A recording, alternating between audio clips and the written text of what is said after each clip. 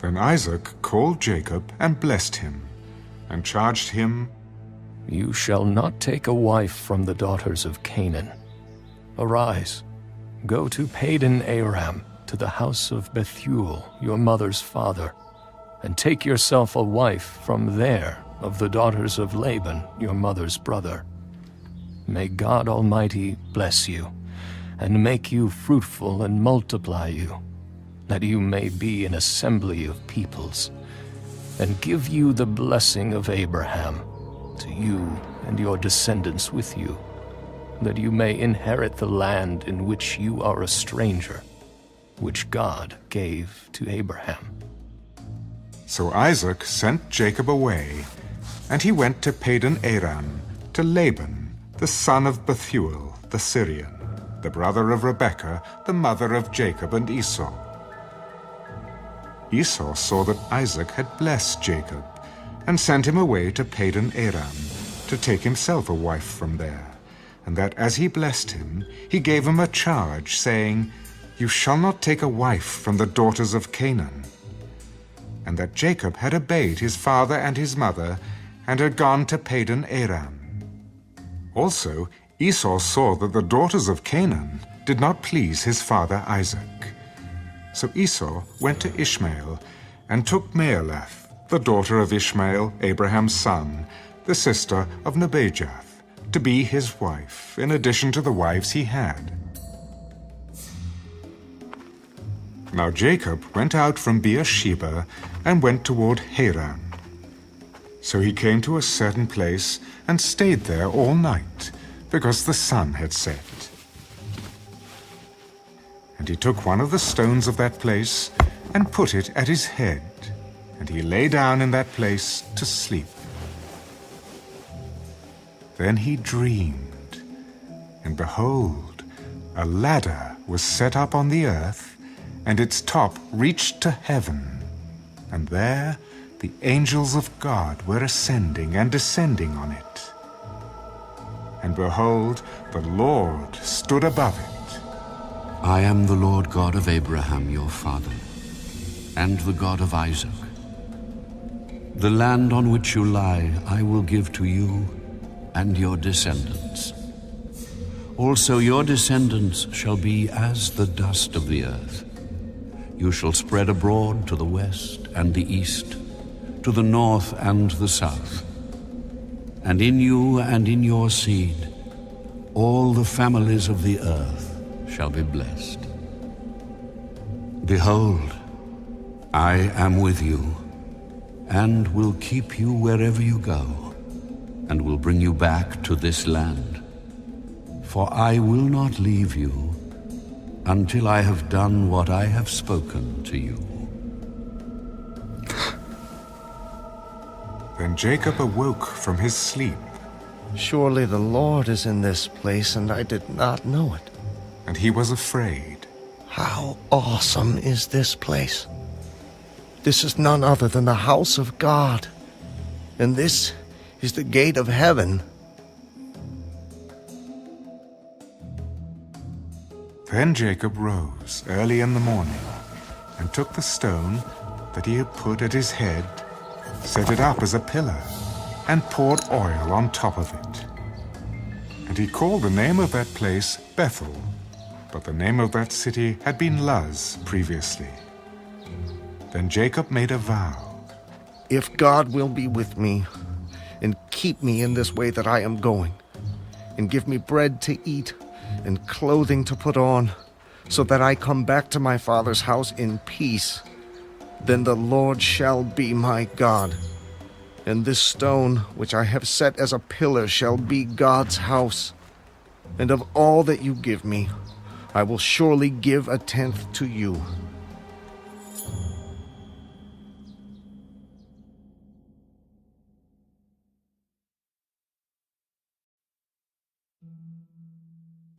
So Jacob went on his journey, and came to the land of the people of the east. And he looked, and saw a well in the field, and behold, there were 3 flocks of sheep lying by it, for out of that well they watered the flocks. A large stone was on the well's mouth, Now all the flocks would be gathered there, and they would roll the stone from the well's mouth, water the sheep, and put the stone back in its place on the well's mouth. And Jacob said to them, My brethren, where are you from? We are from Haran. Do you know Laban, the son of Nahor? We know him. Is he well? He is well. And look, his daughter Rachel is coming with the sheep. Look, it is still high day. It is not time for the cattle to be gathered together. Water the sheep and go and feed them. We cannot until all the flocks are gathered together, and they have rolled the stone from the well's mouth. Then we water the sheep. Now while he was still speaking with them, Rachel came with her father's sheep, for she was a shepherdess.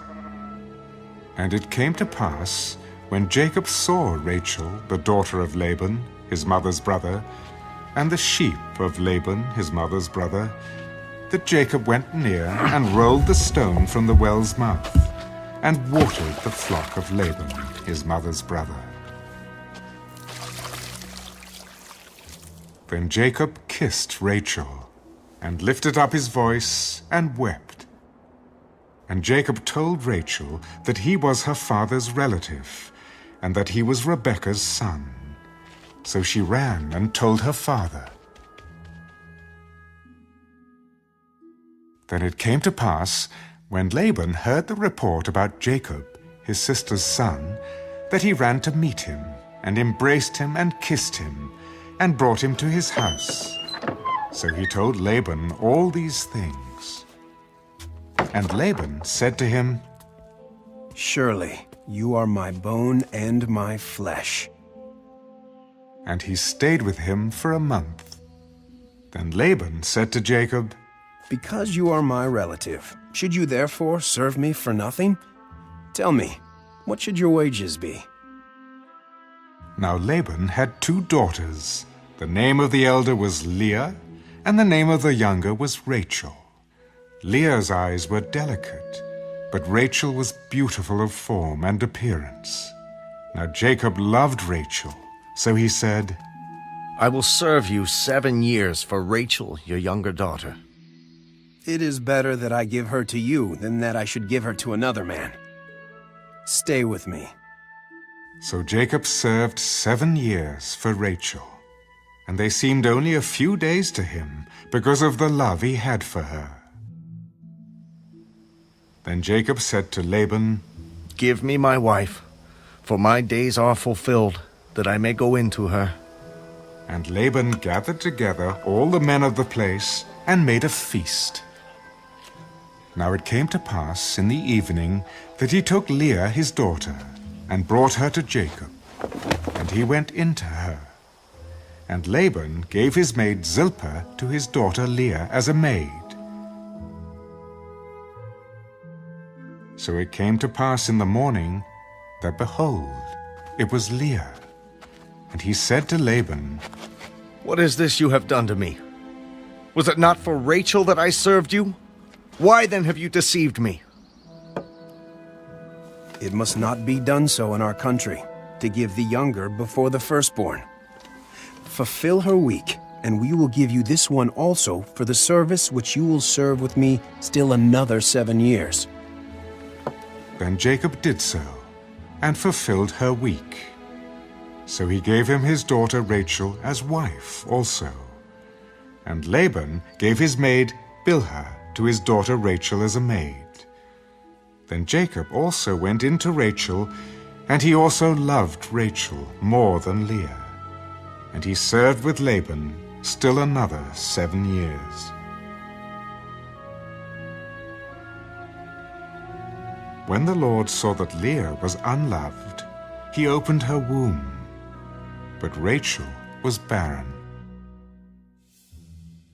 So Leah conceived and bore a son, and she called his name Reuben, for she said, The Lord has surely looked on my affliction.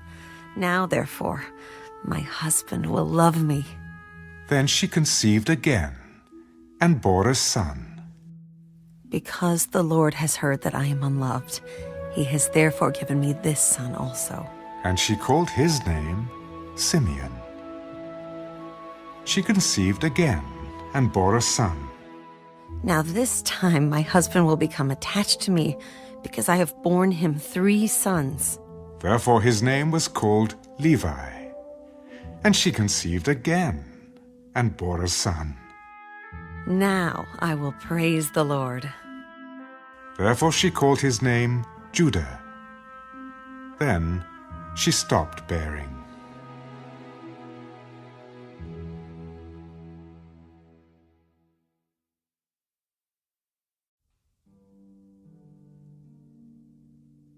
Now when Rachel saw that she bore Jacob no children, Rachel envied her sister and said to Jacob, "Give me children, or else I die." And Jacob's anger was aroused against Rachel.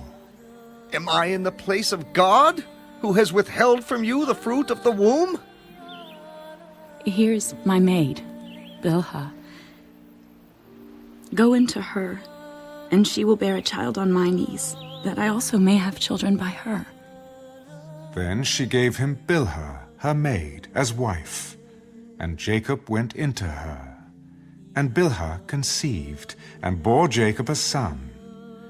Then Rachel said, God has judged my case, and he has also heard my voice and given me a son. Therefore she called his name Dan. And Rachel's maid Bilhah conceived again, and bore Jacob a second son. Then Rachel said, With great wrestlings I have wrestled with my sister, and indeed I have prevailed. So she called his name Naphtali. When Leah saw that she had stopped bearing, she took Zilpah her maid and gave her to Jacob as wife. And Leah's maid Zilpah bore Jacob a son. Then Leah said, A troop comes. So she called his name Gad. And Leah's maid Zilpah bore Jacob a second son. I am happy, for the daughters will call me blessed. So she called his name Asher. Now Reuben went in the days of wheat harvest and found mandrakes in the field, and brought them to his mother Leah. Then Rachel said to Leah, Please, give me some of your son's mandrakes. Is it a small matter that you have taken away my husband? Would you take away my son's mandrakes also? Therefore, he will lie with you tonight for your son's mandrakes. When Jacob came out of the field in the evening, Leah went out to meet him. You must come in to me, for I have surely hired you with my son's mandrakes. And he lay with her that night. And God listened to Leah, and she conceived, and bore Jacob a fifth son. God has given me my wages, because I have given my maid to my husband. So she called his name Issachar. Then Leah conceived again, and bore Jacob a sixth son. God has endowed me with a good endowment. Now my husband will dwell with me, because I have borne him 6 sons. So she called his name Zebulun.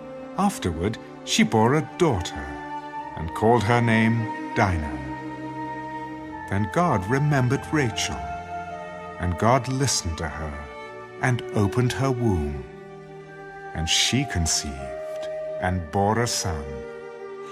God has taken away my reproach. So she called his name Joseph. The Lord shall add to me another son.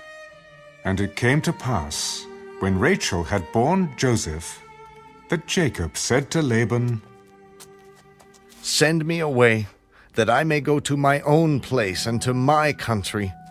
Give me my wives and my children for whom I have served you, and let me go. For you know my service, which I have done for you.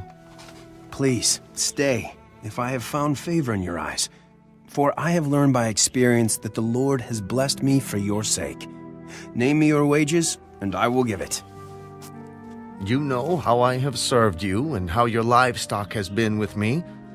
For what you had before I came was little, and it has increased to a great amount. The Lord has blessed you since my coming. And now, when shall I also provide for my own house? What shall I give you?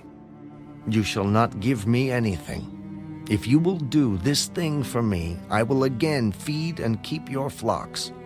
Let me pass through all your flock today, removing from there all the speckled and spotted sheep, and all the brown ones among the lambs, and the spotted and speckled among the goats, and these shall be my wages. So my righteousness will answer for me in time to come, when the subject of my wages comes before you. Every one that is not speckled and spotted among the goats, and brown among the lambs, will be considered stolen if it is with me. Oh, that it were according to your word. So he removed that day the male goats that were speckled and spotted, all the female goats that were speckled and spotted, every one that had some white in it, and all the brown ones among the lambs, and gave them into the hand of his sons. Then he put 3 days' journey between himself and Jacob fed the rest of Laban's flocks. Now Jacob took for himself rods of green poplar, and of the almond and chestnut trees, peeled white strips in them, and exposed the white which was in the rods. And the rods which he had peeled he set before the flocks in the gutters, in the watering troughs where the flocks came to drink, so that they should conceive when they came to drink.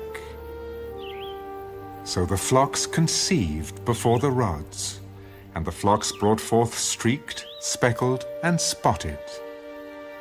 Then Jacob separated the lambs, and made the flocks face toward the streaked, and all the brown in the flock of Laban. But he put his own flocks by themselves, and did not put them with Laban's flock.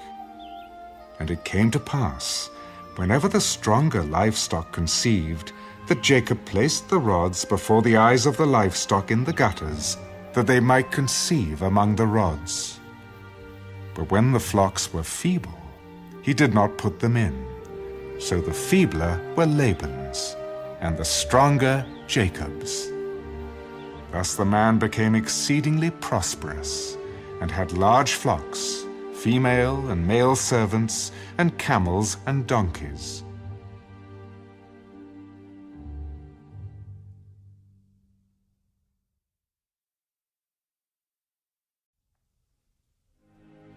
Now Jacob heard the words of Laban's sons. Jacob has taken away all that was our father's, and from what was our father's he has acquired all this wealth.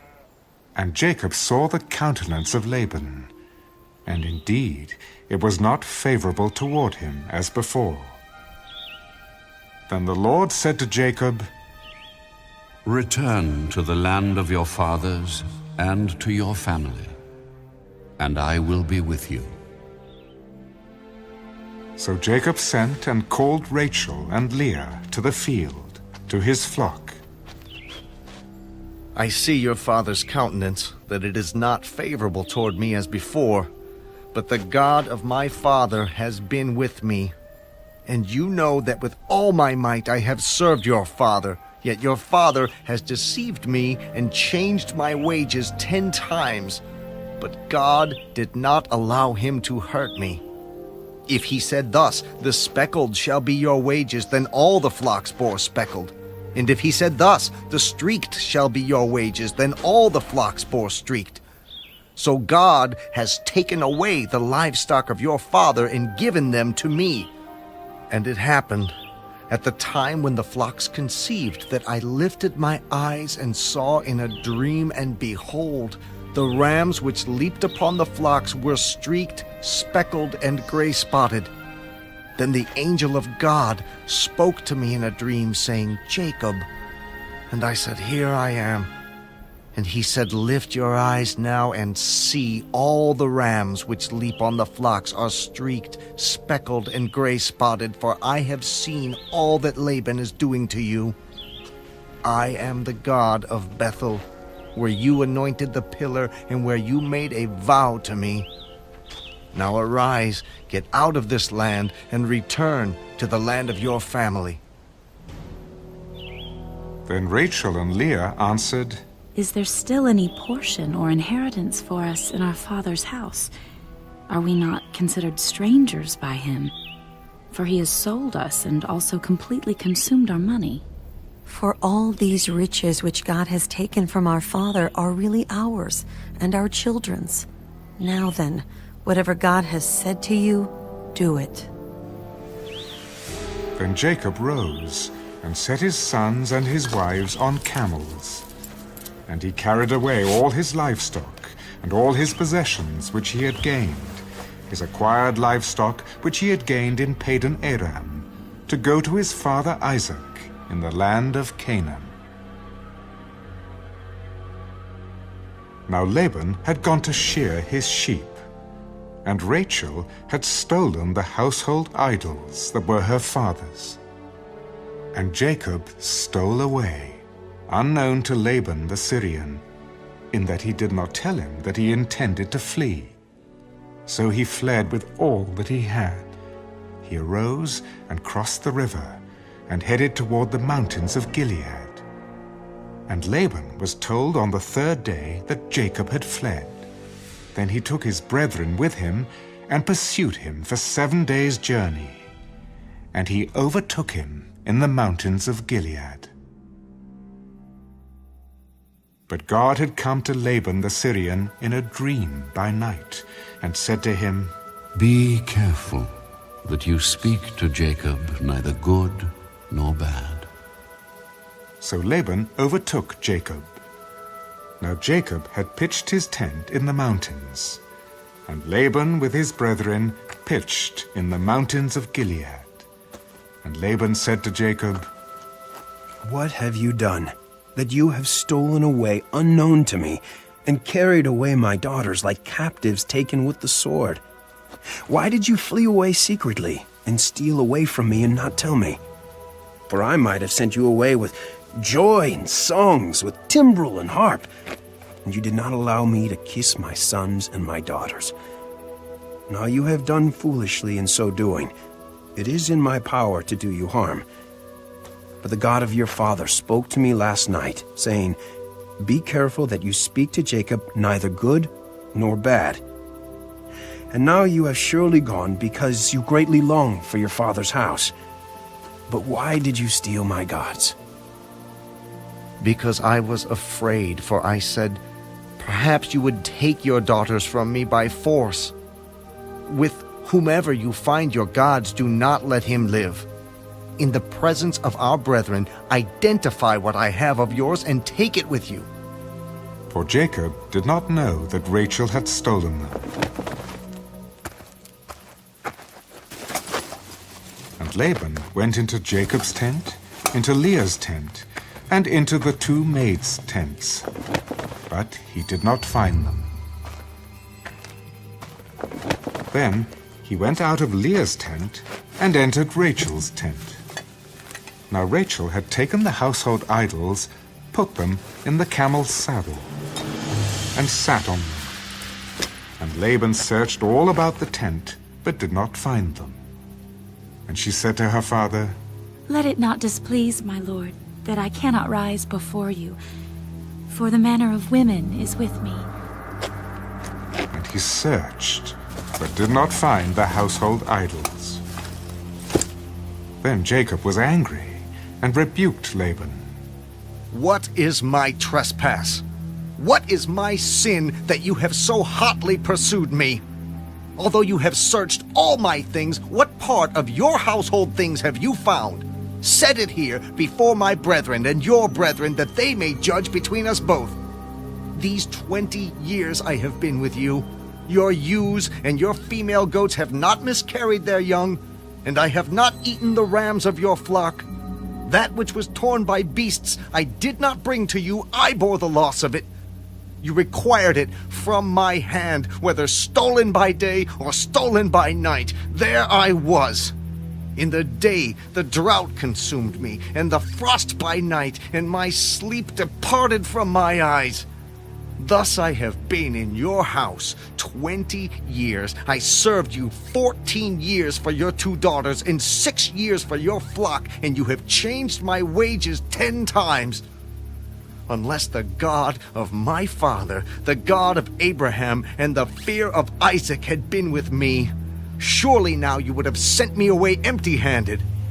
God has seen my affliction and the labor of my hands, and rebuked you last night. These daughters are my daughters, and these children are my children, and this flock is my flock. All that you see is mine. What can I do this day to these my daughters, or to their children whom they have borne? Now therefore come, let us make a covenant, you and I, and let it be a witness between you and me. So Jacob took a stone and set it up as a pillar. Then Jacob said to his brethren, Gather stones. And they took stones and made a heap, and they ate there on the heap. Laban called it Jegar-sahar-jutha, but Jacob called it Galeed. This heap is a witness between you and me this day. Therefore its name was called Galeed, also Mizpah, because he said, May the Lord watch between you and me, when we are absent one from another. If you afflict my daughters, or if you take other wives besides my daughters, although no man is with us, see, God is witness between you and me.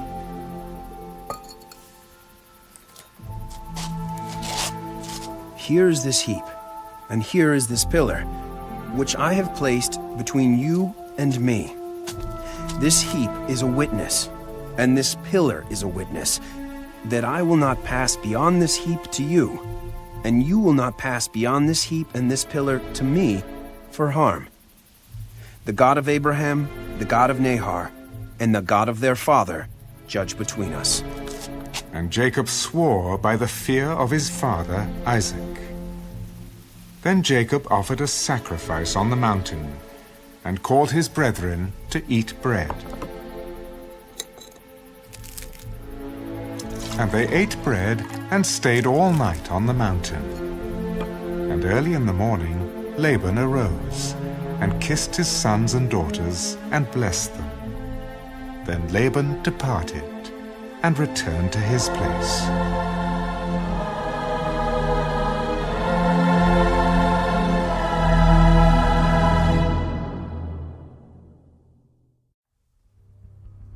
So Jacob went on his way, and the angels of God met him.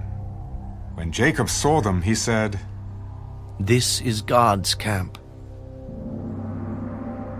And he called the name of that place Mahanaim. Then Jacob sent messengers before him to Esau his brother in the land of Seir, the country of Edom. And he commanded them, Speak thus to my lord Esau. Thus your servant Jacob says, I have dwelt with Laban and stayed there until now.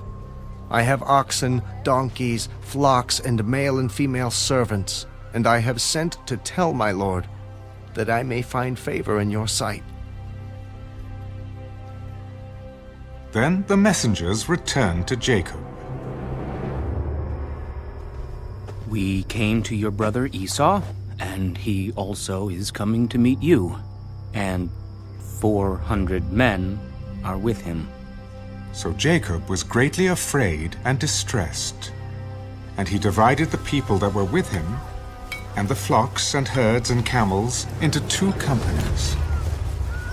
If Esau comes to the one company and attacks it, then the other company which is left will escape.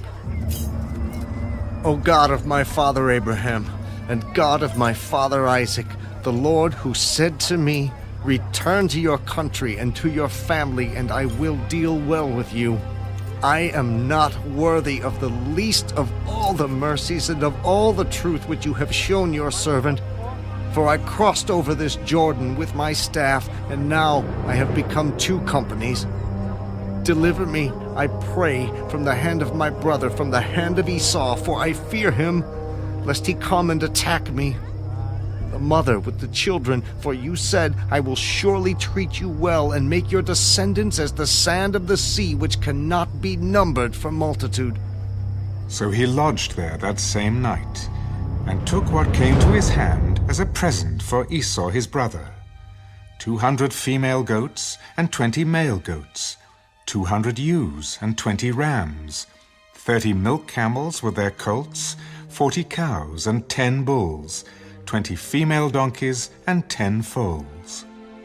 Then he delivered them to the hand of his servants, every drove by itself, and said to his servants, Pass over before me, and put some distance between successive droves. And he commanded the first one, When Esau my brother meets you and asks you, saying, To whom do you belong, and where are you going? Whose are these in front of you? Then you shall say, They are your servant, Jacob's. It is a present sent to my lord Esau, and behold, he also is behind us. So he commanded the second, the third, and all who followed the droves. In this manner you shall speak to Esau when you find him, and also say, Behold, your servant Jacob is behind us. I will appease him with the present that goes before me, and afterward I will see his face. Perhaps he will accept me. So the present went on over before him. But he himself lodged that night in the camp. And he arose that night, and took his 2 wives, his 2 female servants, and his 11 sons, and crossed over the ford of Jabbok. He took them, sent them over the brook, and sent over what he had.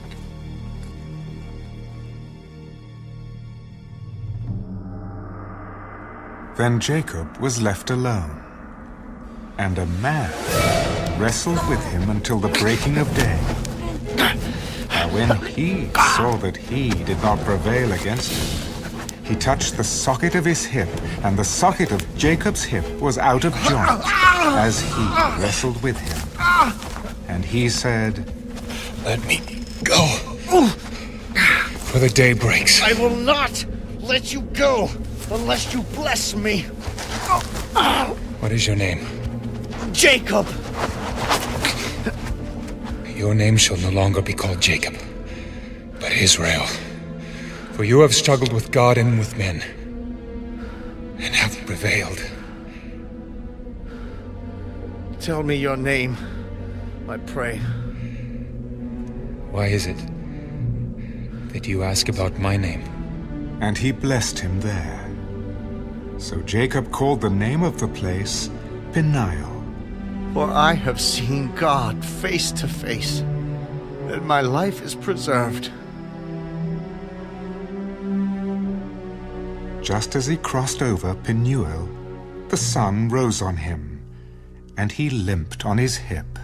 Therefore, to this day, the children of Israel do not eat the muscle that shrank, which is on the hip socket, because he touched the socket of Jacob's hip in the muscle that shrank.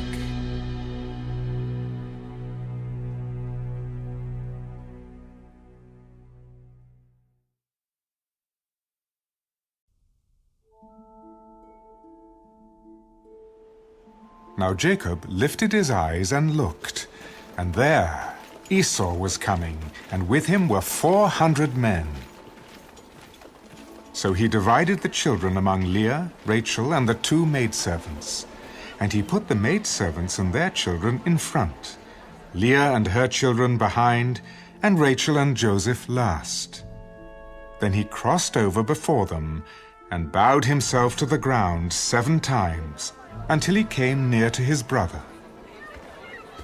But Esau ran to meet him, and embraced him, and fell on his neck, and kissed him, and they wept. And he lifted his eyes, and saw the women and children. Who are these with you? The children whom God has graciously given your servant. Then the maidservants came near, they and their children, and bowed down. And Leah also came near with her children, and they bowed down. Afterward Joseph and Rachel came near, and they bowed down. What do you mean by all this company which I met? These are to find favor in the sight of my Lord. I have enough, my brother. Keep what you have for yourself. No, please. If I have now found favor in your sight, then receive my present from my hand, inasmuch as I have seen your face as though I had seen the face of God, and you were pleased with me. Please, take my blessing that is brought to you, because God has dealt graciously with me, and because I have enough. So he urged him, and he took it. Then Esau said, Let us take our journey. Let us go, and I will go before you.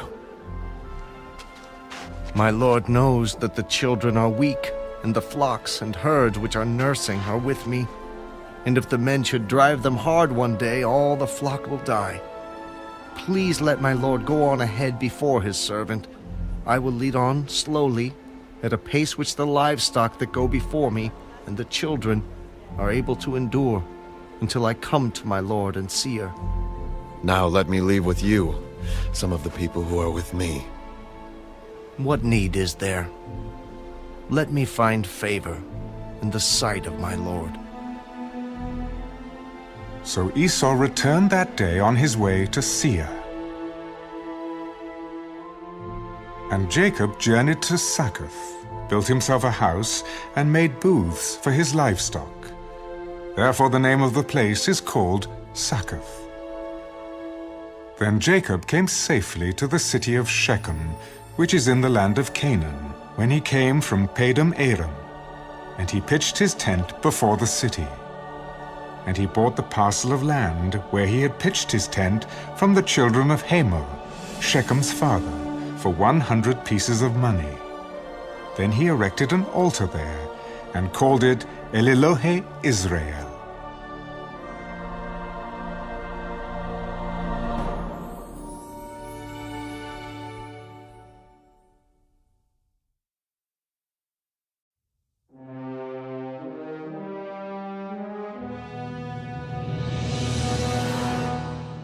Now Dinah, the daughter of Leah, whom she had borne to Jacob, went out to see the daughters of the land. And when Shechem, the son of Hamor the Hivite, prince of the country, saw her, he took her and lay with her and violated her. His soul was strongly attracted to Dinah, the daughter of Jacob, and he loved the young woman and spoke kindly to the young woman. So Shechem spoke to his father Hamor, Get me this young woman as a wife. And Jacob heard that he had defiled Dinah his daughter. Now his sons were with his livestock in the field, so Jacob held his peace until they came. Then Hamor, the father of Shechem, went out to Jacob to speak with him. And the sons of Jacob came in from the field when they heard it. And the men were grieved and very angry, because he had done a disgraceful thing in Israel by lying with Jacob's daughter, a thing which ought not to be done. But Hamor spoke with them. The soul of my son Shechem longs for your daughter. Please give her to him as a wife, and make marriages with us. Give your daughters to us, and take our daughters to yourselves, so you shall dwell with us, and the land shall be before you. Dwell and trade in it, and acquire possessions for yourselves in it. Then Shechem said to her father and her brothers, Let me find favor in your eyes, and whatever you say to me I will give. Ask me ever so much dowry and gift, and I will give according to what you say to me. But give me the young woman as a wife. But the sons of Jacob answered Shechem and Hamor his father, and spoke deceitfully, because he had defiled Dinah their sister.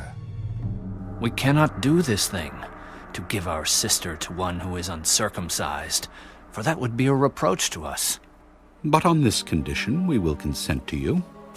If you will become as we are, if every male of you is circumcised, then we will give our daughters to you, and we will take your daughters to us, and we will dwell with you, and we will become one people. But if you will not heed us and be circumcised, then we will take our daughter and be gone. And their words pleased Hamor and Shechem, Hamor's son. So the young man did not delay to do the thing, because he delighted in Jacob's daughter. He was more honorable than all the household of his father.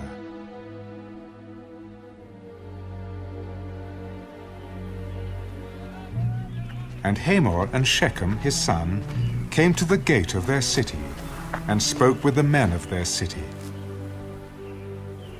These men are at peace with us. Therefore, let them dwell in the land and trade in it. For indeed, the land is large enough for them. Let us take their daughters to us as wives, and let us give them our daughters. Only on this condition will the men consent to dwell with us to be one people. If every male among us is circumcised, as they are circumcised, will not their livestock, their property, and every animal of theirs be ours? Only let us consent to them, and they will dwell with us. And all who went out of the gate of his city heeded Hamor and Shechem his son. Every male was circumcised, all who went out of the gate of his city. Now it came to pass on the third day, when they were in pain, that two of the sons of Jacob, Simeon and Levi, Dinah's brothers, each took his sword, and came boldly upon the city, and killed all the males.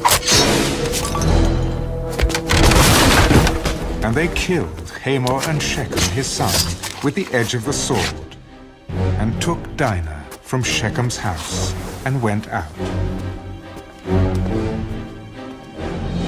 The sons of Jacob came upon the slain, and plundered the city, because their sister had been defiled. They took their sheep, their oxen, and their donkeys, what was in the city, and what was in the field, and all their wealth. All their little ones and their wives they took captive, and they plundered even all that was in the houses. Then Jacob said to Simeon and Levi, "You have troubled me by making me obnoxious among the inhabitants of the land, among the Canaanites and the Perizzites. And since I am few in number, they will gather themselves together against me and kill me.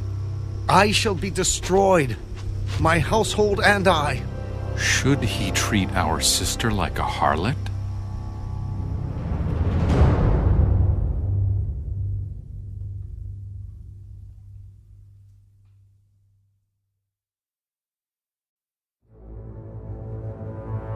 Then God said to Jacob, "Arise, go up to Bethel, and dwell there, and make an altar there to God, who appeared to you when you fled from the face of Esau, your brother."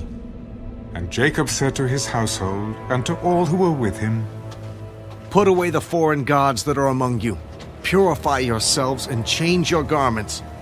Then let us arise and go up to Bethel, and I will make an altar there to God, who answered me in the day of my distress, and has been with me in the way which I have gone." So they gave Jacob all the foreign gods which were in their hands, and the earrings which were in their ears. And Jacob hid them under the terebinth tree, which was by Shechem. And they journeyed, and the terror of God was upon the cities that were all around them, and they did not pursue the sons of Jacob. So Jacob came to Luz, that is, Bethel, which is in the land of Canaan, he and all the people who were with him. And he built an altar there, and called the place El Bethel, because there God appeared to him when he fled from the face of his brother. Now Deborah, Rebekah's nurse, died, and she was buried below Bethel under the terebinth tree. So the name of it was called Allon-Bacuth. Then God appeared to Jacob again, when he came from Padan Aram, and blessed him. Your name is Jacob. Your name shall not be called Jacob anymore, but Israel shall be your name. So he called his name Israel. I am God Almighty. Be fruitful and multiply. A nation and a company of nations shall proceed from you, and kings shall come from your body. The land which I gave Abraham and Isaac, I give to you, and to your descendants after you, I give this land. Then God went up from him in the place where he talked with him. So Jacob set up a pillar in the place where he talked with him, a pillar of stone. And he poured a drink offering on it, and he poured oil on it. And Jacob called the name of the place where God spoke with him, Bethel. Then they journeyed from Bethel. And when there was but a little distance to go to Ephrath, Rachel labored in childbirth, and she had hard labor. Now it came to pass, when she was in hard labor, that the midwife said to her, Do not fear. You will have this son also. And so it was, as her soul was departing, for she died, that she called his name Ben-Oni. But his father called him Benjamin. So Rachel died, and was buried on the way to Ephrath, that is, Bethlehem. And Jacob set a pillar on her grave, which is the pillar of Rachel's grave to this day. Then Israel journeyed, and pitched his tent beyond the Tower of Eder. And it happened, when Israel dwelt in that land, that Reuben went and lay with Bilhah, his father's concubine, and Israel heard about it. Now the sons of Jacob were 12. The sons of Leah were Reuben, Jacob's firstborn, and Simeon, Levi, Judah, Issachar, and Zebulun. The sons of Rachel were Joseph and Benjamin. The sons of Bilhah, Rachel's maidservant, were Dan and Naphtali. And the sons of Zilpah, Leah's maidservant, were Gad and Asher. These were the sons of Jacob, who were born to him in Padan Aram. Then Jacob came to his father Isaac at Mamre, or Kirjath Arba, that is, Hebron, where Abraham and Isaac had dwelt. Now the days of Isaac were 180 years. So Isaac breathed his last and died, and was gathered to his people, being old and full of days. And his sons Esau and Jacob buried him.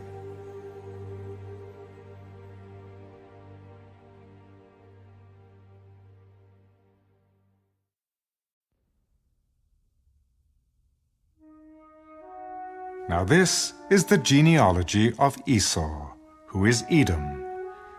Esau took his wives from the daughters of Canaan, Adah, the daughter of Elon, the Hittite, Aholibamah, the daughter of Anah, the daughter of Zibeon, the Hivite, and Basemath, Ishmael's daughter, sister of Nebajoth. Now Adah bore Eliphaz to Esau, and Basemath bore Ruel. And Aholibamah bore Jeush, Jealam, and Korah. These were the sons of Esau, who were born to him in the land of Canaan. Then Esau took his wives, his sons, his daughters, and all the persons of his household, his cattle, and all his animals, and all his goods which he had gained in the land of Canaan, and went to a country away from the presence of his brother Jacob. For their possessions were too great for them to dwell together, and the land where they were strangers could not support them because of their livestock. So Esau dwelt in Mount Seir. Esau is Edom, and this is the genealogy of Esau, the father of the Edomites, in Mount Seir.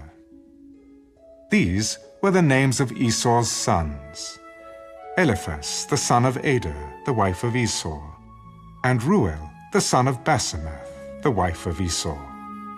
And the sons of Eliphaz were Teman, Omar, Zepho, Gatam, and Kenaz. Now Timnah was the concubine of Eliphaz, Esau's son, and she bore Amalek to Eliphaz. These were the sons of Adah, Esau's wife. These were the sons of Ruel: Nahath, Zerah, Shammah, and Mizah. These were the sons of Basemath, Esau's wife. These were the sons of Aholibamah, Esau's wife, the daughter of Anah, the daughter of Zibeon. And she bore to Esau Jeush, Jaalam, and Korah. These were the chiefs of the sons of Esau. The sons of Eliphaz, the firstborn son of Esau, were Chief Teman, Chief Omar, Chief Zepho, Chief Kenaz, Chief Korah, Chief Gatam, and Chief Amalek. These were the chiefs of Eliphaz in the land of Edom. They were the sons of Adah. These were the sons of Ruel, Esau's son: Chief Nahath, Chief Zerah, Chief Shammah, and Chief Mizah. These were the chiefs of Ruel in the land of Edom. These were the sons of Basemath, Esau's wife. And these were the sons of Aholibamah, Esau's wife: Chief Jeush, Chief Jaalam, and Chief Korah. These were the chiefs who descended from Aholibamah, Esau's wife, the daughter of Anah. These were the sons of Esau, who is Edom, and these were their chiefs. These were the sons of Seir, the Horite, who inhabited the land: Lotan, Shobal, Zibeon, Anah, Dishan, Ezer, and Dishan. These were the chiefs of the Horites, the sons of Seir, in the land of Edom. And the sons of Lotan were Horai and Heman. Lotan's sister was Timnah. These were the sons of Shobal: Alvan, Manahath, Ebal, Shepho, and Onam. These were the sons of Zibeon, both Ajah and Anah. This was the Anah who found the water in the wilderness, as he pastured the donkeys of his father Zibeon. These were the children of Anah: Dishon and Aholibamah, the daughter of Anah. These were the sons of Dishan: Hemdan, Eshban, Ithran, and Kiran. These were the sons of Ezur: Bilhan, Zeavan, and Achan. These were the sons of Dishan: Az and Aran.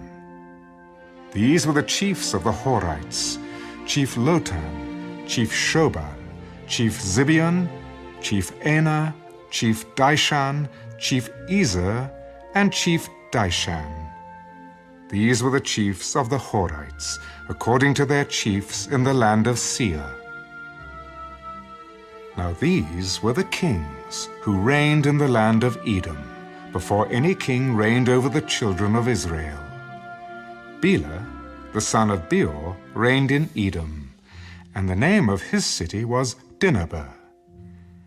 And when Bela died, Jobab, the son of Zerah of Basra, reigned in his place. When Jobab died, Husham of the land of the Temanites reigned in his place. And when Husham died, Hadad, the son of Bedad, who attacked Midian in the field of Moab, reigned in his place, and the name of his city was Avith.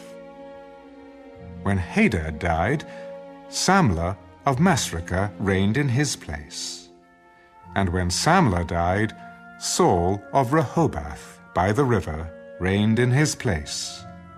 When Saul died, Baal-Hanan, the son of Achbor, reigned in his place. And when Baal-Hanan, the son of Achbor, died, Hadar reigned in his place, and the name of his city was Peu. His wife's name was Mehetabel, the daughter of Matred, the daughter of Mezahab. And these were the names of the chiefs of Esau, according to their families and their places, by their names: Chief Timnah, Chief Alva, Chief Jetheth, Chief Aholibamah, Chief Elah, Chief Pinan, Chief Kenaz, Chief Teman, Chief Mibzar, Chief Magdiel, and Chief Iram. These were the chiefs of Edom, according to their dwelling places in the land of their possession. Esau was the father of the Edomites.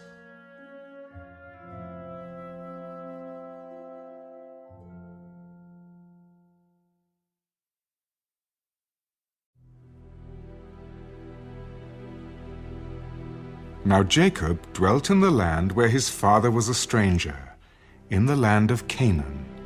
This is the history of Jacob.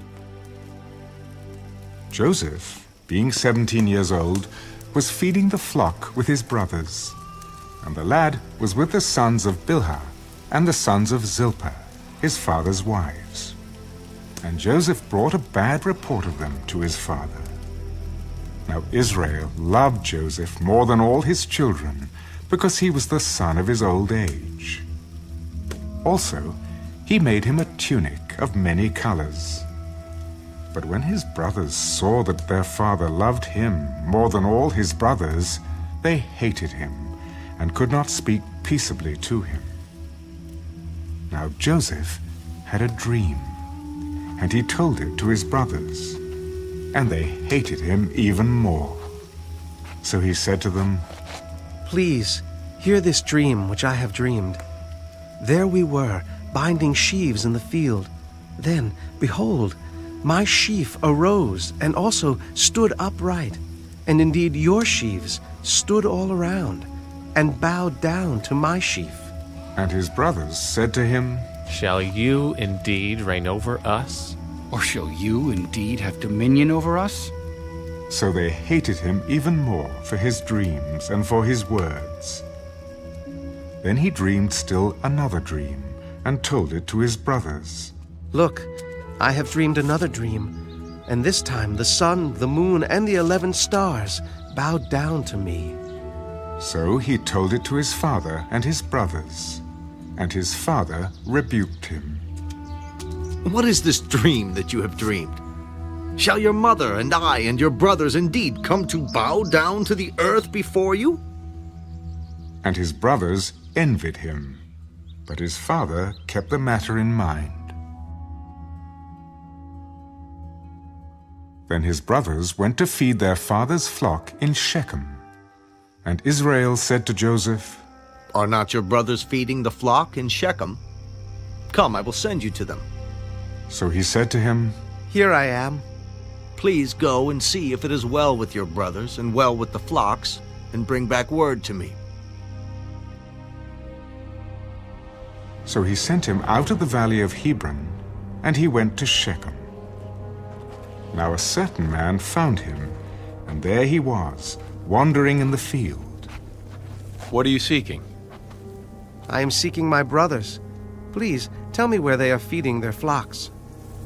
"They have departed from here, for I heard them say, 'Let us go to Dothan.'" So Joseph went after his brothers, and found them in Dothan. Now when they saw him afar off, even before he came near them, they conspired against him to kill him. "Look, this dreamer is coming," Come, therefore, let us now kill him and cast him into some pit, and we shall say, 'Some wild beast has devoured him.' We shall see what will become of his dreams." But Reuben heard it, and he delivered him out of their hands. "Let us not kill him. Shed no blood, but cast him into this pit which is in the wilderness, and do not lay a hand on him." That he might deliver him out of their hands, and bring him back to his father. So it came to pass, when Joseph had come to his brothers, that they stripped Joseph of his tunic, the tunic of many colors that was on him. Then they took him and cast him into a pit. And the pit was empty, there was no water in it. And they sat down to eat a meal. Then they lifted their eyes and looked, and there was a company of Ishmaelites coming from Gilead with their camels, bearing spices, balm, and myrrh, on their way to carry them down to Egypt. So Judah said to his brothers, "What profit is there if we kill our brother and conceal his blood? Come and let us sell him to the Ishmaelites, and let not our hand be upon him, for he is our brother and our flesh." And his brothers listened. Then Midianite traders passed by. So the brothers pulled Joseph up and lifted him out of the pit, and sold him to the Ishmaelites for 20 shekels of silver. And they took Joseph to Egypt. Then Reuben returned to the pit, and indeed Joseph was not in the pit, and he tore his clothes, and he returned to his brothers. "The lad is no more. And I, where shall I go?" So they took Joseph's tunic, killed a kid of the goats, and dipped the tunic in the blood. Then they sent the tunic of many colors, and they brought it to their father. "We have found this. Do you know whether it is your son's tunic or not?" And he recognized it. "It is my son's tunic. A wild beast has devoured him. Without doubt, Joseph is torn to pieces." Then Jacob tore his clothes, put sackcloth on his waist, and mourned for his son many days. And all his sons and all his daughters arose to comfort him. But he refused to be comforted. "For I shall go down into the grave to my son in mourning." Thus his father wept for him. Now the Midianites had sold him in Egypt to Potiphar, an officer of Pharaoh and captain of the guard.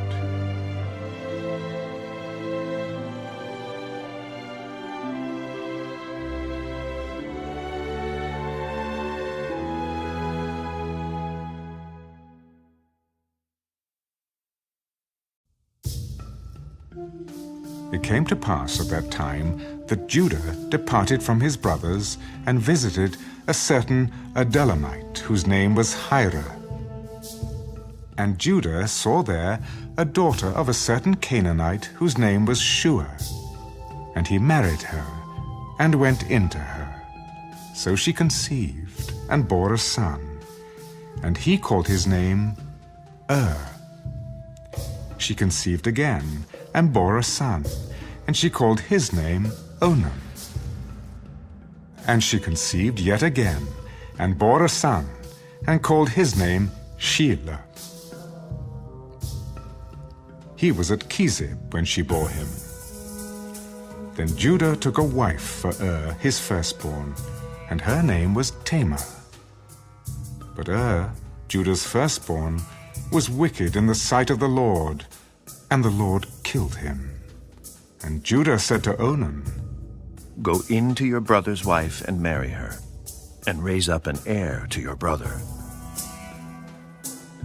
But Onan knew that the heir would not be his. And it came to pass, when he went in to his brother's wife, that he omitted on the ground, lest he should give an heir to his brother.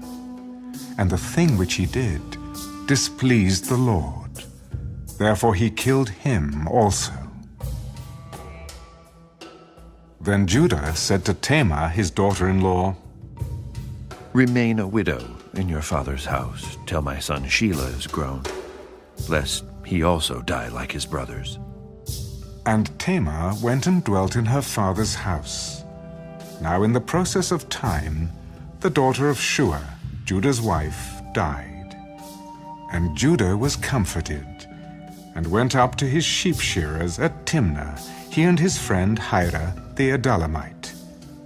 And it was told Tamar, Look, your father-in-law is going up to Timnah to shear his sheep. So she took off her widow's garments, covered herself with a veil, and wrapped herself, and sat in an open place which was on the way to Timnah. For she saw that Shelah was grown, and she was not given to him as a wife. When Judah saw her, he thought she was a harlot, because she had covered her face. Then he turned to her by the way. Please let me come in to you. For he did not know that she was his daughter-in-law. What will you give me, that you may come in to me? I will send a young goat from the flock. Will you give me a pledge till you send it? What pledge shall I give you? Your signet and cord and your staff that is in your hand. Then he gave them to her, and went in to her, and she conceived by him. So she arose and went away, and laid aside her veil, and put on the garments of her widowhood. And Judah sent the young goat by the hand of his friend the Adullamite, to receive his pledge from the woman's hand. But he did not find her. Then he asked the men of that place, Where is the harlot who was openly by the roadside? There was no harlot in this place. So he returned to Judah. I cannot find her. Also, the men of the place said there was no harlot in this place. Let her take them for herself, lest we be shamed. For I sent this young goat, and you have not found her. And it came to pass, about 3 months after, that Judah was told, Tamar, your daughter-in-law, has played the harlot. Furthermore, she is with child by harlotry. Bring her out, and let her be burned. When she was brought out, she sent to her father-in-law. By the man to whom these belong, I am with child. Please determine whose these are, the signet and cord and staff. So Judah acknowledged them. She has been more righteous than I, because I did not give her to Shelah, my son. And he never knew her again. Now it came to pass, at the time for giving birth, that behold, twins were in her womb. And so it was, when she was giving birth, that the one put out his hand, and the midwife took a scarlet thread and bound it on his hand. This one came out first. And it happened, as he drew back his hand, that his brother came out unexpectedly. How did you break through? This breach be upon you. Therefore his name was called Perez. Afterward his brother came out who had the scarlet thread on his hand, and his name was called Zerah.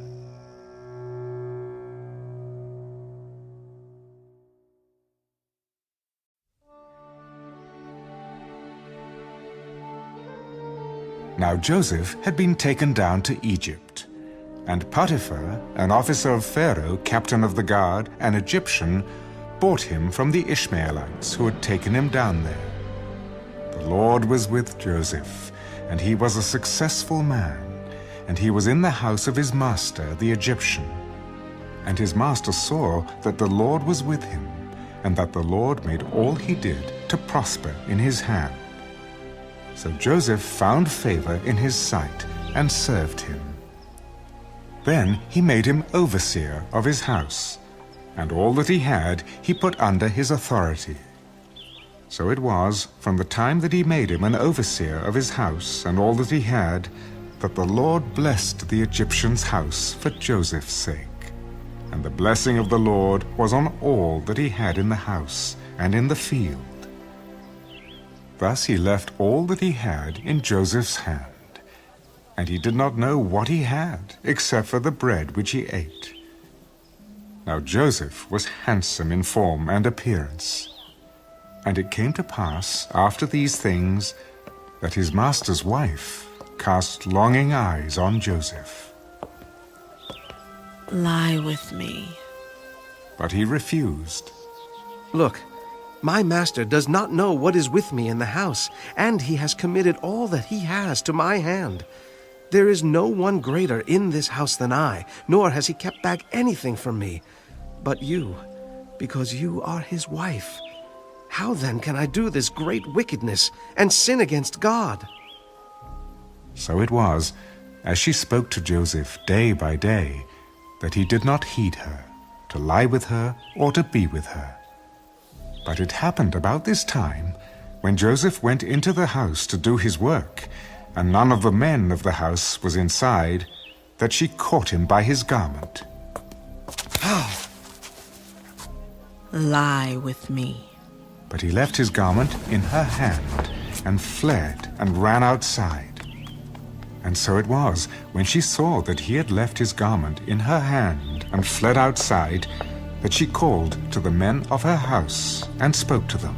See, he has brought into us a Hebrew to mock us. He came in to me to lie with me, and I cried out with a loud voice. And it happened when he heard that I lifted my voice and cried out that he left his garment with me and fled and went outside. So she kept his garment with her until his master came home. Then she spoke to him with words like these. The Hebrew servant whom you brought to us came in to me to mock me. So it happened as I lifted my voice and cried out that he left his garment with me and fled outside. So it was, when his master heard the words which his wife spoke to him, Your servant did to me after this manner, that his anger was aroused. Then Joseph's master took him and put him into the prison, a place where the king's prisoners were confined. And he was there in the prison. But the Lord was with Joseph and showed him mercy, and he gave him favor in the sight of the keeper of the prison. And the keeper of the prison committed to Joseph's hand all the prisoners who were in the prison. Whatever they did there, it was his doing. The keeper of the prison did not look into anything that was under Joseph's authority, because the Lord was with him, and whatever he did, the Lord made it prosper.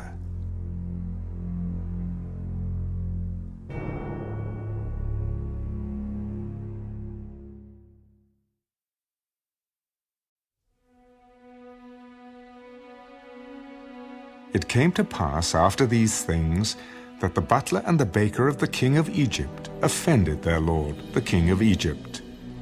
And Pharaoh was angry with his 2 officers, the chief butler and the chief baker. So he put them in custody in the house of the captain of the guard, in the prison, the place where Joseph was confined. And the captain of the guard charged Joseph with them, and he served them. So they were in custody for a while. Then the butler and the baker of the king of Egypt, who were confined in the prison, had a dream. Both of them, each man's dream in one night, and each man's dream with its own interpretation. And Joseph came into them in the morning and looked at them, and saw that they were sad. So he asked Pharaoh's officers, who were with him in the custody of his lord's house, Why do you look so sad today? We each have had a dream, and there is no interpreter of it. Do not interpretations belong to God? Tell them to me, please. Then the chief butler told his dream to Joseph. Behold, in my dream a vine was before me, and in the vine were 3 branches. It was as though it budded, its blossoms shot forth, and its clusters brought forth ripe grapes. Then Pharaoh's cup was in my hand, and I took the grapes and pressed them into Pharaoh's cup, and placed the cup in Pharaoh's hand. This is the interpretation of it. The 3 branches are 3 days.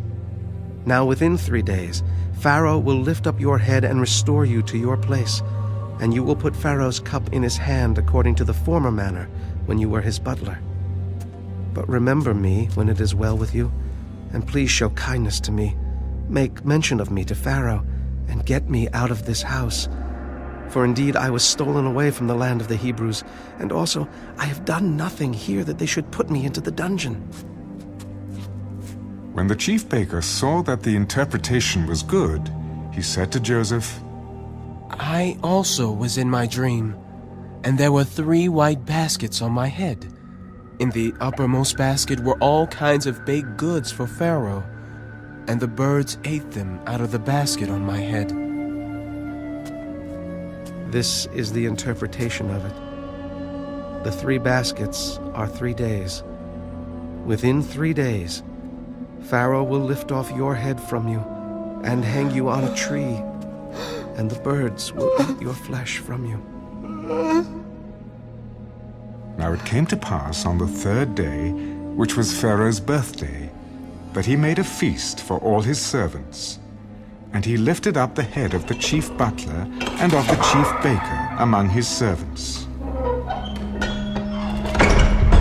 Then he restored the chief butler to his butlership again, and he placed the cup in Pharaoh's hand. But he hanged the chief baker, as Joseph had interpreted to them. Yet the chief butler did not remember Joseph, but forgot him.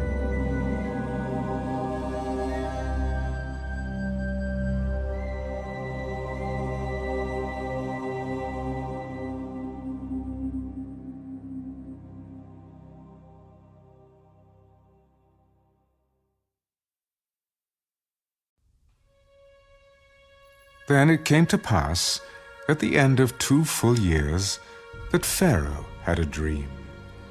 And behold, he stood by the river. Suddenly there came up out of the river 7 cows, fine-looking and fat, and they fed in the meadow.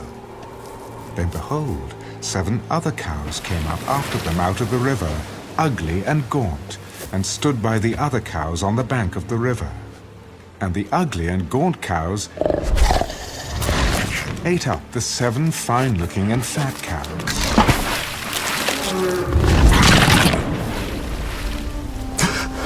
So Pharaoh awoke. He slept and dreamed a 2nd time. And suddenly 7 heads of grain came up on one stalk, plump and good.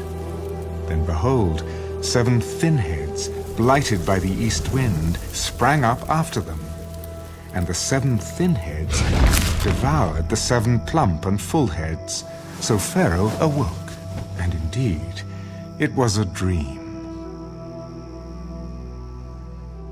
Now it came to pass in the morning that his spirit was troubled, and he sent and called for all the magicians of Egypt and all its wise men.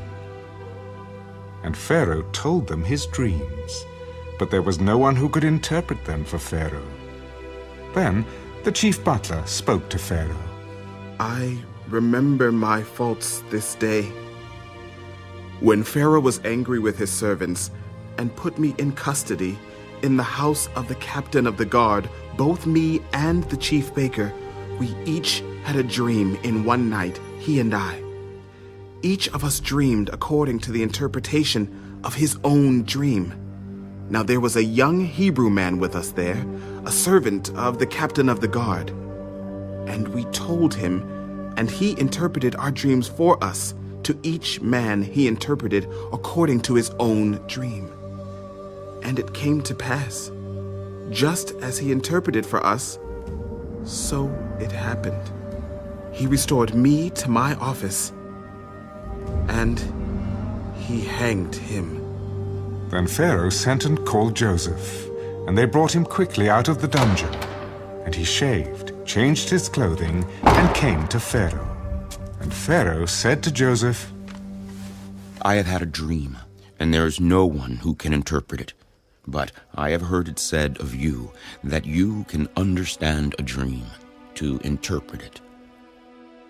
So Joseph answered Pharaoh, saying, It is not in me. God will give Pharaoh an answer of peace. Behold, in my dream I stood on the bank of the river. Suddenly 7 cows came up out of the river, fine-looking and fat, and they fed in the meadow.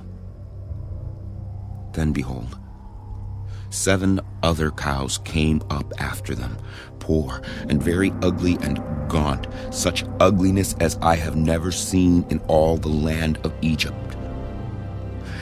And the gaunt and ugly cows ate up the first 7, the fat cows.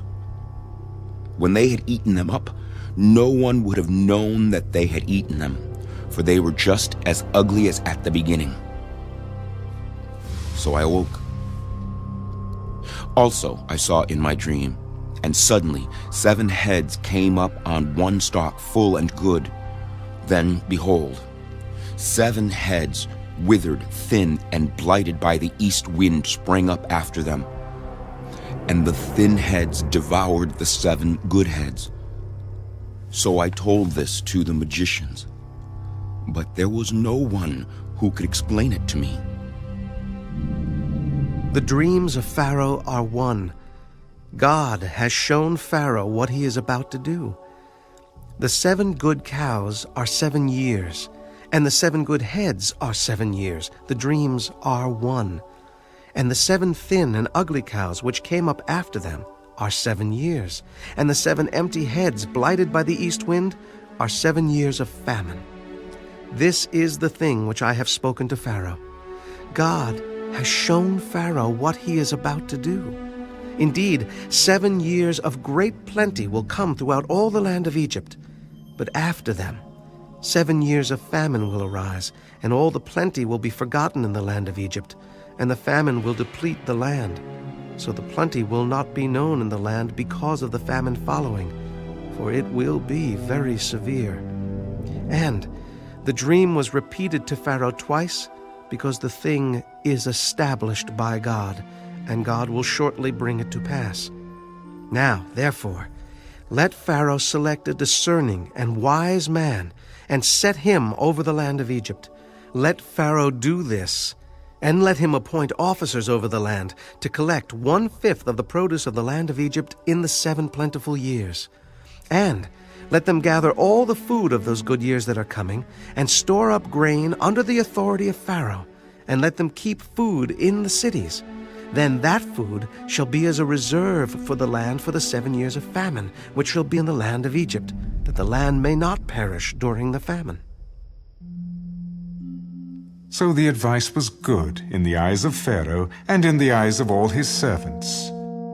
And Pharaoh said to his servants, Can we find such a one as this, a man in whom is the Spirit of God? Then Pharaoh said to Joseph, Inasmuch as God has shown you all this, there is no one as discerning and wise as you. You shall be over my house, and all my people shall be ruled according to your word. Only in regard to the throne will I be greater than you. See, I have set you over all the land of Egypt. Then Pharaoh took his signet ring off his hand and put it on Joseph's hand. And he clothed him in garments of fine linen and put a gold chain around his neck. And he had him ride in the 2nd chariot which he had.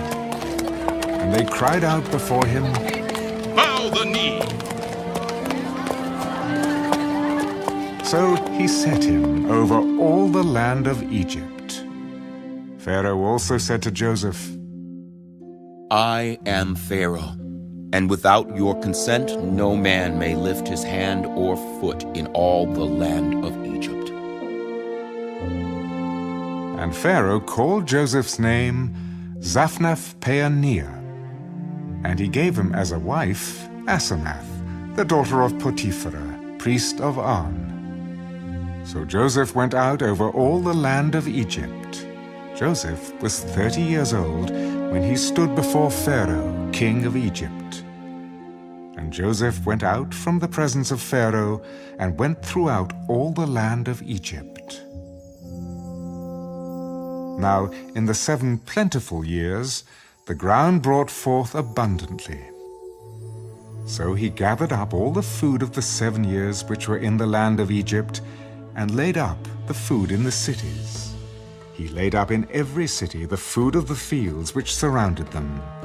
Joseph gathered very much grain, as the sand of the sea, until he stopped counting, for it was immeasurable. And to Joseph were born 2 sons before the years of famine came, whom Asenath, the daughter of Potiphera, priest of On, bore to him. Joseph called the name of the firstborn Manasseh. For God has made me forget all my toil and all my father's house. And the name of the second he called Ephraim. For God has caused me to be fruitful in the land of my affliction. Then the 7 years of plenty which were in the land of Egypt ended, and the 7 years of famine began to come, as Joseph had said. The famine was in all lands, but in all the land of Egypt there was bread. So when all the land of Egypt was famished, the people cried to Pharaoh for bread. Then Pharaoh said to all the Egyptians, "Go to Joseph. Whatever he says to you, do." The famine was over all the face of the earth, and Joseph opened all the storehouses and sold to the Egyptians. And the famine became severe in the land of Egypt. So all countries came to Joseph in Egypt to buy grain, because the famine was severe in all lands.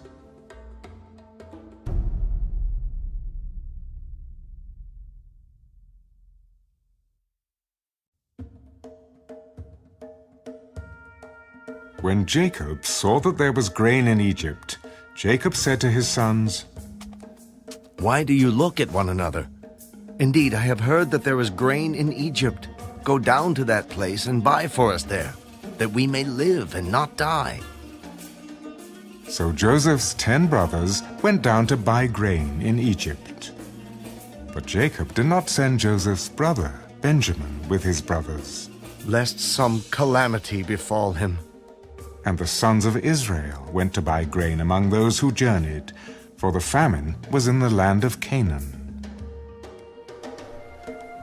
Now Joseph was governor over the land, and it was he who sold to all the people of the land. And Joseph's brothers came and bowed down before him, with their faces to the earth. Joseph saw his brothers and recognized them, but he acted as a stranger to them and spoke roughly to them. "Where do you come from?" "From the land of Canaan to buy food." So Joseph recognized his brothers, but they did not recognize him. Then Joseph remembered the dreams which he had dreamed about them.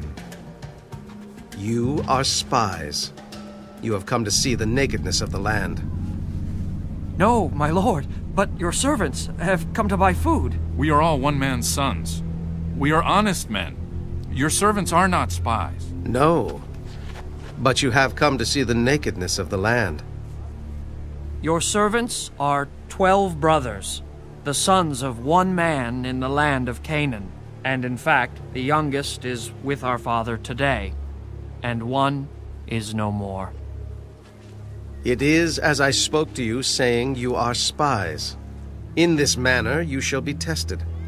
By the life of Pharaoh, you shall not leave this place unless your youngest brother comes here.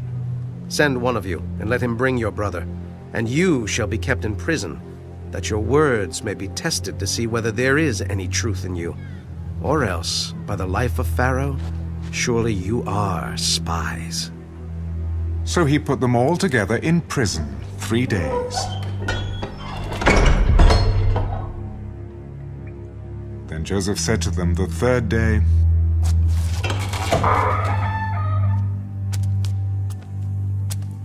"Do this and live, for I fear God. If you are honest men, let one of your brothers be confined to your prison house. But you, go and carry grain for the famine of your houses, and bring your youngest brother to me, so your words will be verified, and you shall not die."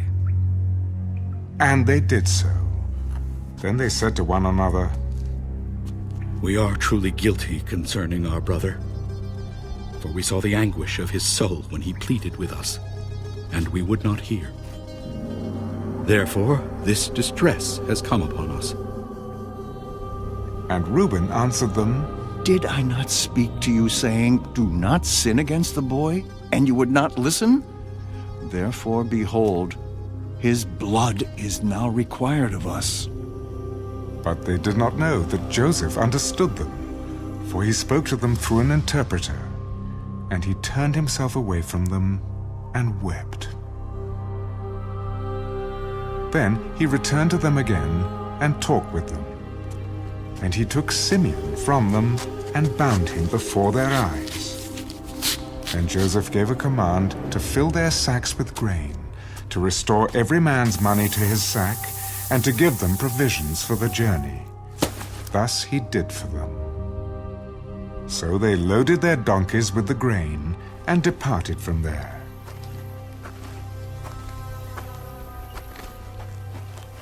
But as one of them opened his sack to give his donkey feed at the encampment, he saw his money, and there it was, in the mouth of his sack. "My money has been restored, and there it is, in my sack."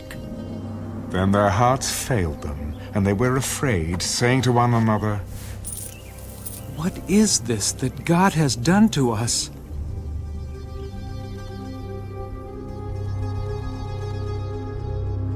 Then they went to Jacob their father in the land of Canaan and told him all that had happened to them. The man who is lord of the land spoke roughly to us and took us for spies of the country. But we said to him, "We are honest men. We are not spies. We are 12 brothers, sons of our father. One is no more, and the youngest is with our father this day in the land of Canaan." Then the man, the lord of the country, said to us, "By this I will know that you are honest men. Leave one of your brothers here with me. Take food for the famine of your households, and be gone.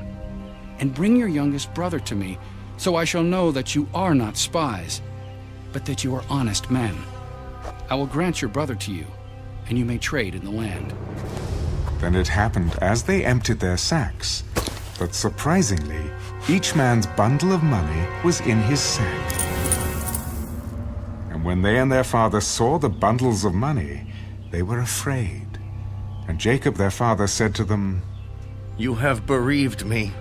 Joseph is no more, Simeon is no more, and you want to take Benjamin.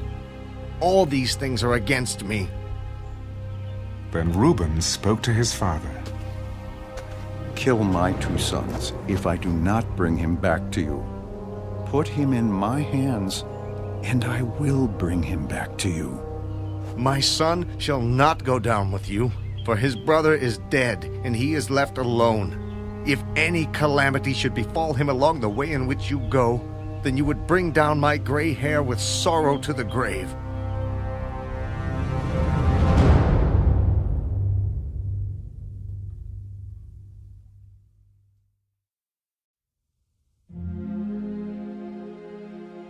Now the famine was severe in the land.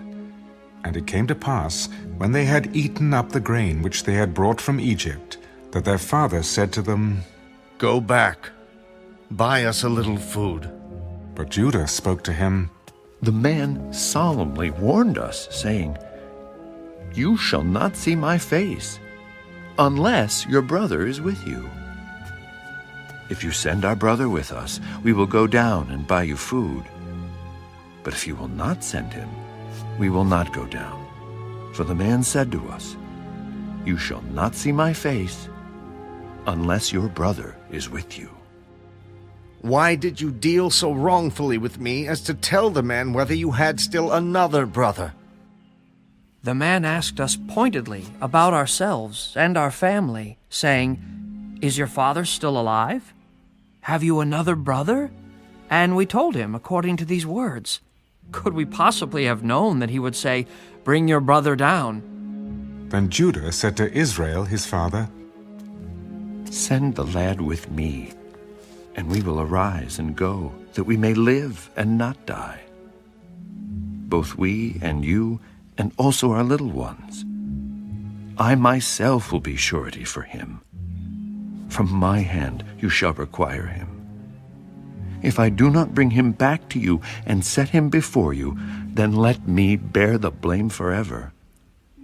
For if we had not lingered, surely by now we would have returned the second time. If it must be so, then do this. Take some of the best fruits of the land in your vessels and carry down a present for the man. A little balm and a little honey, spices and myrrh, pistachio nuts and almonds. Take double money in your hand, and take back in your hand the money that was returned in the mouth of your sacks.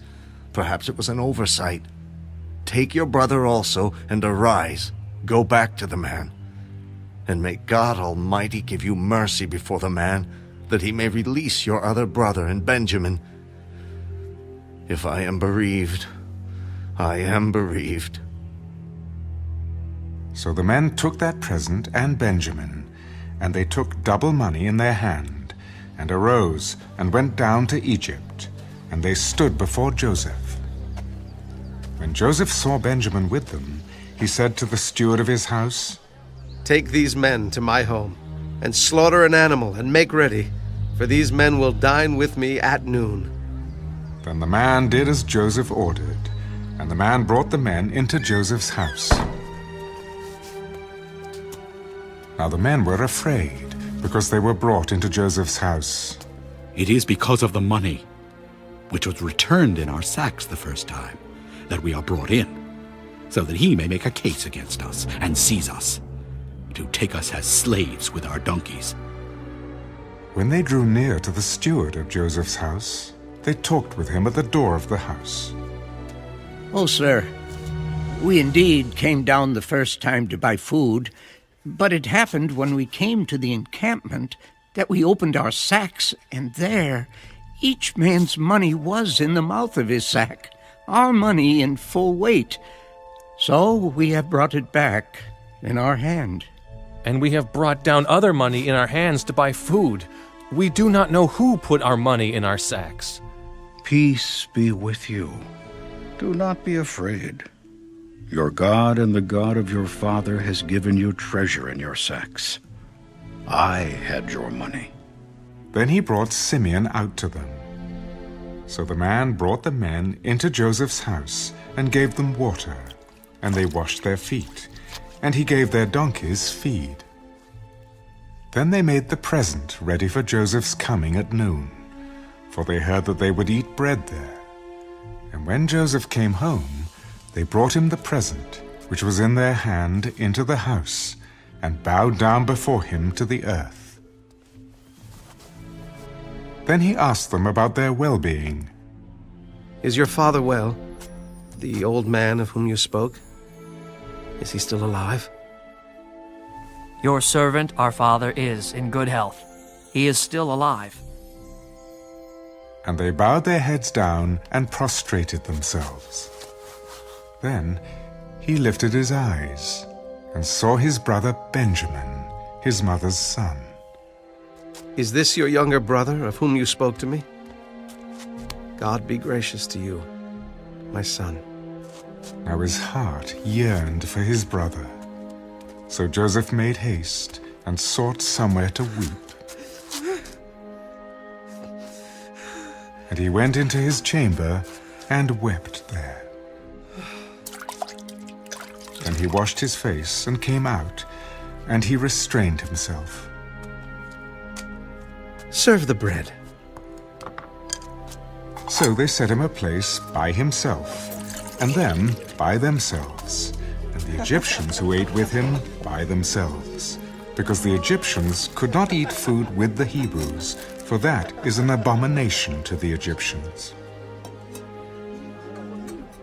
And they sat before him, the firstborn according to his birthright, and the youngest according to his youth.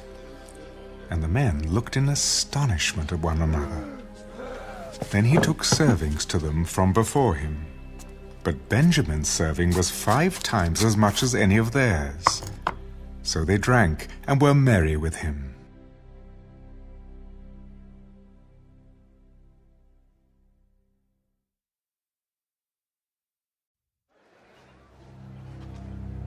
And he commanded the steward of his house, Fill the men's sacks with food, as much as they can carry, and put each man's money in the mouth of his sack. Also, put my cup, the silver cup, in the mouth of the sack of the youngest and his grain money. So he did, according to the word that Joseph had spoken. As soon as the morning dawned, the men were sent away, they and their donkeys. When they had gone out of the city and were not yet far off, Joseph said to his steward, Get up, follow the men, and when you overtake them, say to them, Why have you repaid evil for good? Is not this the one from which my lord drinks, and with which he indeed practices divination? You have done evil in so doing. So he overtook them, and he spoke to them these same words. And they said to him, Why does my lord say these words? Far be it from us that your servants should do such a thing. Look, we brought back to you from the land of Canaan the money which we found in the mouth of our sacks. How then could we steal silver or gold from your lord's house? With whomever of your servants it is found, let him die. And we also will be my lord's slaves. No, also let it be according to your words. He with whom it is found shall be my slave, and you shall be blameless. Then each man speedily let down his sack to the ground, and each opened his sack. So he searched. He began with the oldest and left off with the youngest. And the cup was found in Benjamin's sack. Then they tore their clothes, and each man loaded his donkey and returned to the city. So Judah and his brothers came to Joseph's house, and he was still there, and they fell before him on the ground. And Joseph said to them, What deed is this you have done? Did you not know that such a man as I can certainly practice divination? Then Judah said, What shall we say to my lord? What shall we speak? Or how shall we clear ourselves? God has found out the iniquity of your servants. Here we are, my lord's slaves, both we and he also with whom the cup was found. Far be it from me that I should do so. The man in whose hand the cup was found, he shall be my slave. And as for you, go up in peace to your father. Then Judah came near to him. Oh, my lord, please let your servant speak a word in my lord's hearing, and do not let your anger burn against your servant, for you are even like Pharaoh. My lord asked his servants, saying, Have you a father or a brother? And we said to my lord, We have a father, an old man, and a child of his old age who is young. His brother is dead, and he alone is left of his mother's children, and his father loves him. Then you said to your servants, Bring him down to me, that I may set my eyes on him. And we said to my lord, The lad cannot leave his father, for if he should leave his father would die. But you said to your servants, Unless your youngest brother comes down with you, you shall see my face no more. So it was, when we went up to your servant my father, that we told him the words of my lord. And our father said, Go back and buy us a little food. But we said, We cannot go down. If our youngest brother is with us, then we will go down. For we may not see the man's face unless our youngest brother is with us. Then your servant, my father, said to us, You know that my wife bore me 2 sons. And the one went out from me, and I said, Surely he is torn to pieces, and I have not seen him since. But if you take this one also from me, and calamity befalls him, you shall bring down my gray hair with sorrow to the grave. Now, therefore, when I come to your servant my father, and the lad is not with us, since his life is bound up in the lad's life, it will happen, when he sees that the lad is not with us, that he will die. So your servants will bring down the gray hair of your servant our father with sorrow to the grave. For your servant became surety for the lad to my father, saying, If I do not bring him back to you, then I shall bear the blame before my father forever. Now, therefore, please, let your servant remain instead of the lad as a slave to my lord, and let the lad go up with his brothers. For how shall I go up to my father if the lad is not with me? Lest perhaps I see the evil that would come upon my father.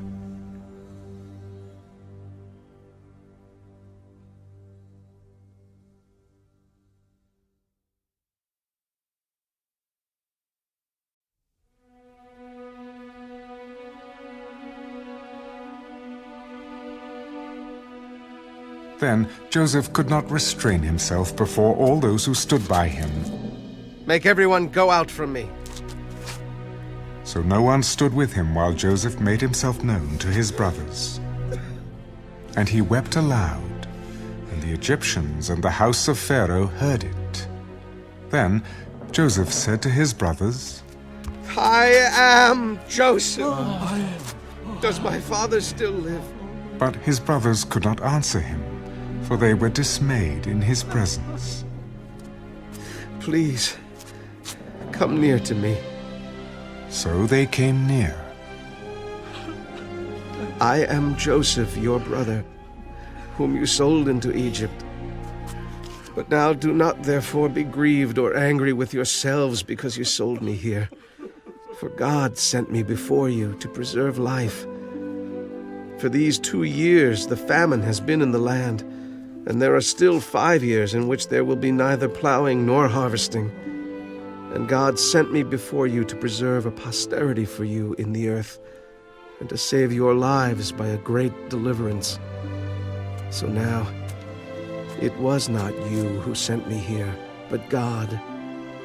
And he has made me a father to Pharaoh, and lord of all his house, and a ruler throughout all the land of Egypt. Hurry, and go up to my father and say to him, Thus says your son Joseph, God has made me lord of all Egypt. Come down to me, do not tarry. You shall dwell in the land of Goshen, and you shall be near to me, you and your children, your children's children, your flocks and your herds, and all that you have. There I will provide for you, lest you and your household and all that you have come to poverty, for there are still 5 years of famine. And behold, your eyes and the eyes of my brother Benjamin see that it is my mouth that speaks to you. So you shall tell my father of all my glory in Egypt, and of all that you have seen. And you shall hurry and bring my father down here. Then he fell on his brother Benjamin's neck and wept, and Benjamin wept on his neck. Moreover, he kissed all his brothers and wept over them. And after that, his brothers talked with him. Now, the report of it was heard in Pharaoh's house. Joseph's brothers have come. So it pleased Pharaoh and his servants well. And Pharaoh said to Joseph, Say to your brothers, do this. Load your animals and depart. Go to the land of Canaan. Bring your father and your households and come to me. I will give you the best of the land of Egypt, and you will eat the fat of the land.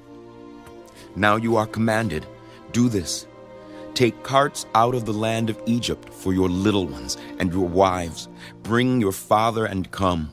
Also, do not be concerned about your goods, for the best of all the land of Egypt is yours. Then the sons of Israel did so, and Joseph gave them carts according to the command of Pharaoh, and he gave them provisions for the journey. He gave to all of them, to each man, changes of garments. But to Benjamin he gave 300 pieces of silver and 5 changes of garments. And he sent to his father these things: 10 donkeys loaded with the good things of Egypt, and 10 female donkeys loaded with grain, bread, and food for his father for the journey. So he sent his brothers away, and they departed. And he said to them, "See that you do not become troubled along the way." Then they went up out of Egypt and came to the land of Canaan, to Jacob their father. Joseph is still alive, and he is governor over all the land of Egypt. And Jacob's heart stood still, because he did not believe them. But when they told him all the words which Joseph had said to them, and when he saw the carts which Joseph had sent to carry him, the spirit of Jacob their father revived. It is enough. Joseph, my son, is still alive. I will go and see him before I die.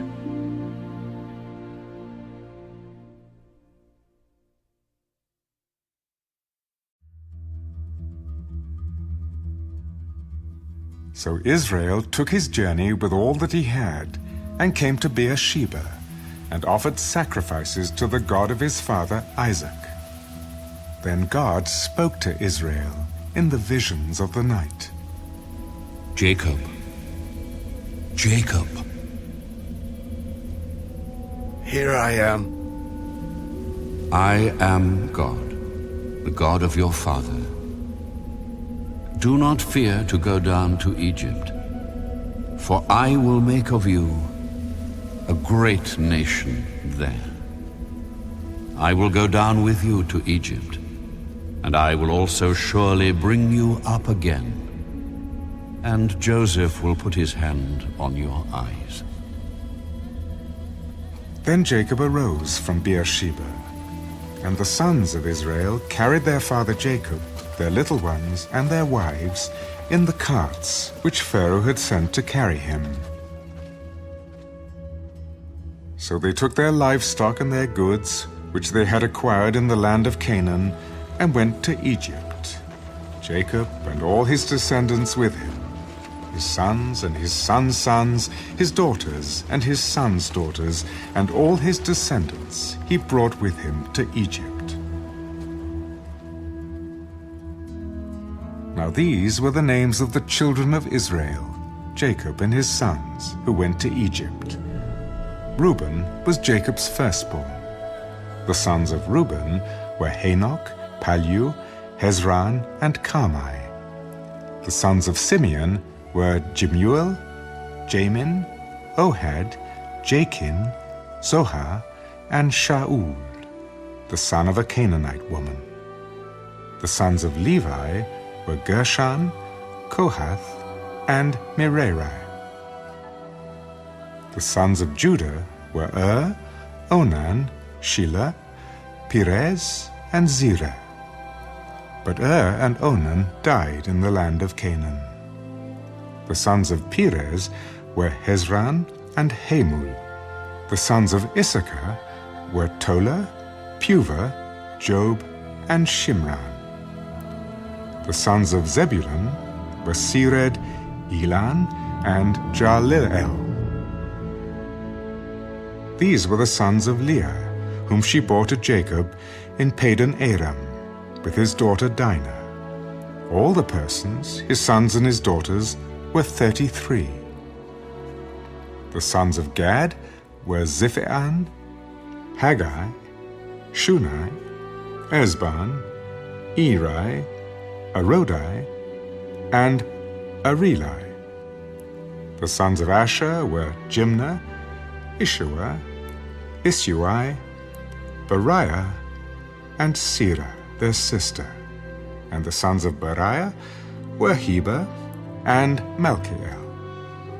These were the sons of Zilpah, whom Laban gave to Leah his daughter, and these she bore to Jacob, 16 persons. The sons of Rachel, Jacob's wife, were Joseph and Benjamin. And to Joseph in the land of Egypt were born Manasseh and Ephraim, whom Asenath, the daughter of Potiphera, priest of On, bore to him. The sons of Benjamin were Bela, Becher, Ashbel, Gera, Naaman, Ehi, Rash, Mappim, Huppim, and Ard.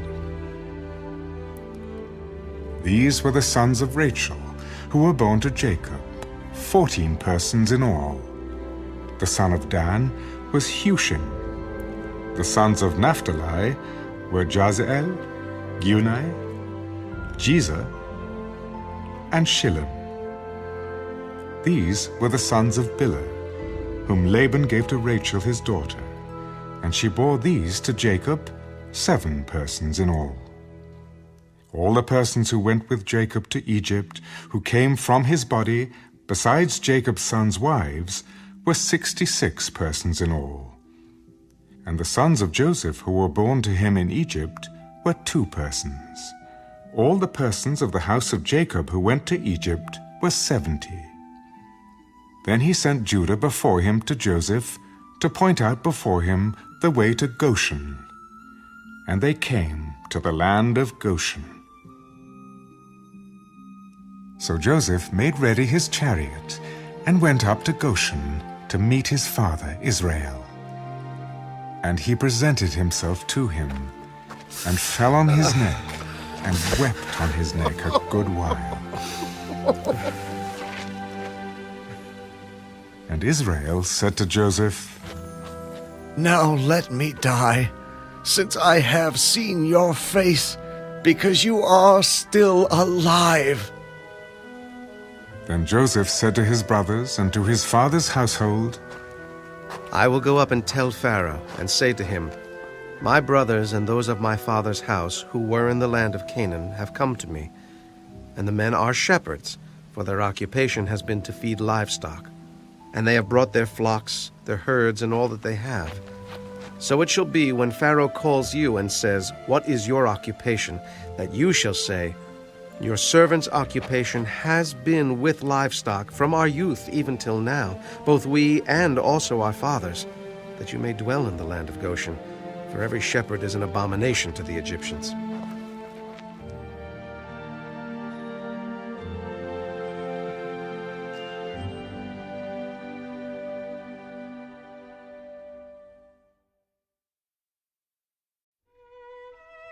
Then Joseph went and told Pharaoh, My father and my brothers, their flocks and their herds and all that they possess, have come from the land of Canaan, and indeed they are in the land of Goshen. And he took 5 men from among his brothers and presented them to Pharaoh. Then Pharaoh said to his brothers, What is your occupation? Your servants are shepherds, both we and also our fathers. We have come to dwell in the land, because your servants have no pasture for their flocks, for the famine is severe in the land of Canaan. Now therefore, please, let your servants dwell in the land of Goshen. Then Pharaoh spoke to Joseph, Your father and your brothers have come to you. The land of Egypt is before you. Have your father and brothers dwell in the best of the land. Let them dwell in the land of Goshen. And if you know any competent men among them, then make them chief herdsmen over my livestock. And Joseph brought in his father Jacob, and set him before Pharaoh. And Jacob blessed Pharaoh. Pharaoh said to Jacob, How old are you? The days of the years of my pilgrimage are 130 years. Few and evil have been the days of the years of my life, and they have not attained to the days of the years of the life of my fathers in the days of their pilgrimage. So Jacob blessed Pharaoh, and went out from before Pharaoh. And Joseph situated his father and his brothers, and gave them a possession in the land of Egypt, in the best of the land, in the land of Ramesses, as Pharaoh had commanded. Then Joseph provided his father, his brothers, and all his father's household with bread, according to the number in their families. Now there was no bread in all the land, for the famine was very severe, so that the land of Egypt and the land of Canaan languished because of the famine. And Joseph gathered up all the money that was found in the land of Egypt and in the land of Canaan for the grain which they bought. And Joseph brought the money into Pharaoh's house. So when the money failed in the land of Egypt and in the land of Canaan, all the Egyptians came to Joseph. Give us bread, for why should we die in your presence? For the money has failed. Give your livestock, and I will give you bread for your livestock, if the money is gone. So they brought their livestock to Joseph, and Joseph gave them bread in exchange for the horses, the flocks, the cattle of the herds, and for the donkeys. Thus he fed them with bread in exchange for all their livestock that year. When that year had ended, they came to him the next year and said to him, We will not hide from my lord that our money is gone. My lord also has our herds of livestock. There is nothing left in the sight of my lord but our bodies and our lands. Why should we die before your eyes, both we and our land? Buy us and our land for bread, and we and our land will be servants of Pharaoh. Give us seed, that we may live and not die, that the land may not be desolate. Then Joseph bought all the land of Egypt for Pharaoh.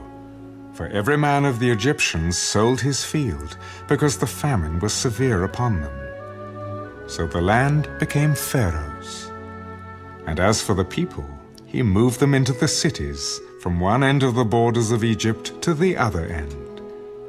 Only the land of the priests he did not buy, for the priests had rations allotted to them by Pharaoh, and they ate their rations which Pharaoh gave them. Therefore they did not sell their lands. Then Joseph said to the people, Indeed, I have bought you and your land this day for Pharaoh.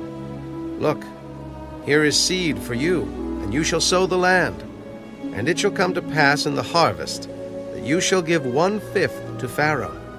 4/5 shall be your own, as seed for the field and for your food, for those of your households, and as food for your little ones.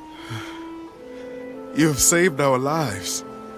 Let us find favor in the sight of my lord, and we will be Pharaoh's servants.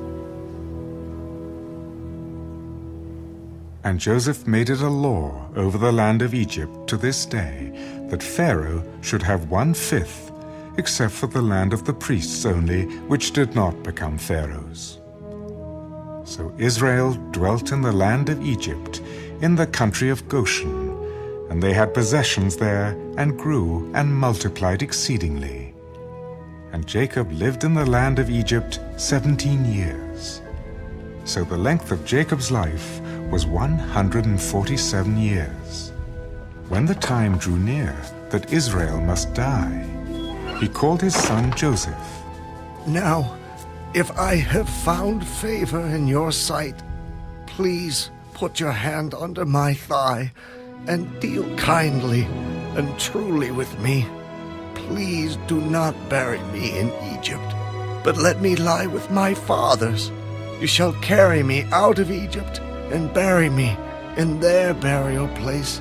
I will do as you have said. Swear to me. And he swore to him. So Israel bowed himself on the head of the bed.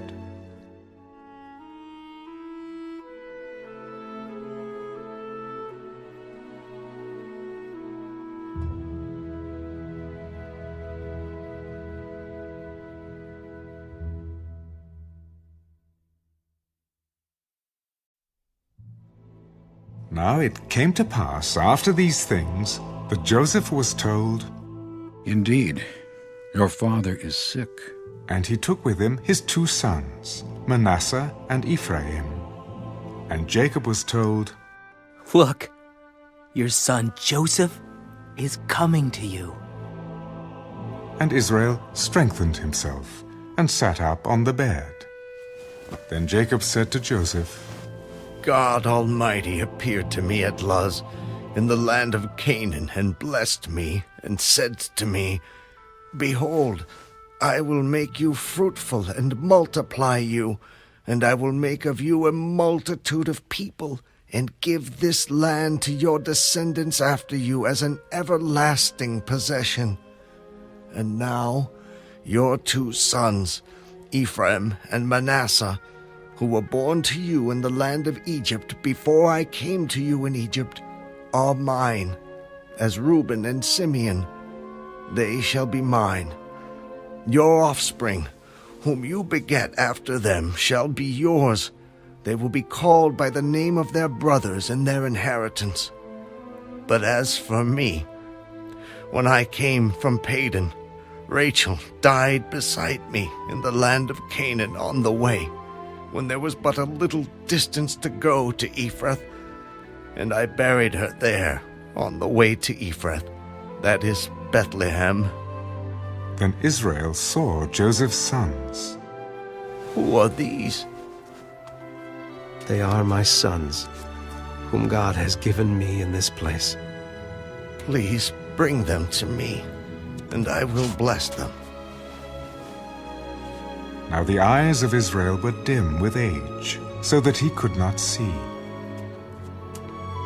Then Joseph brought them near him, and he kissed them and embraced them. And Israel said to Joseph, I had not thought to see your face, but in fact, God has also shown me your offspring. So Joseph brought them from beside his knees, and he bowed down with his face to the earth. And Joseph took them both, Ephraim with his right hand toward Israel's left hand, and Manasseh with his left hand toward Israel's right hand, and brought them near him. Then Israel stretched out his right hand and laid it on Ephraim's head, who was the younger, and his left hand on Manasseh's head, guiding his hands knowingly, for Manasseh was the firstborn. And he blessed Joseph. God, before whom my fathers Abraham and Isaac walked, the God who has fed me all my life long to this day, the angel who has redeemed me from all evil, bless the lads. Let my name be named upon them, and the name of my fathers, Abraham and Isaac, and let them grow into a multitude in the midst of the earth.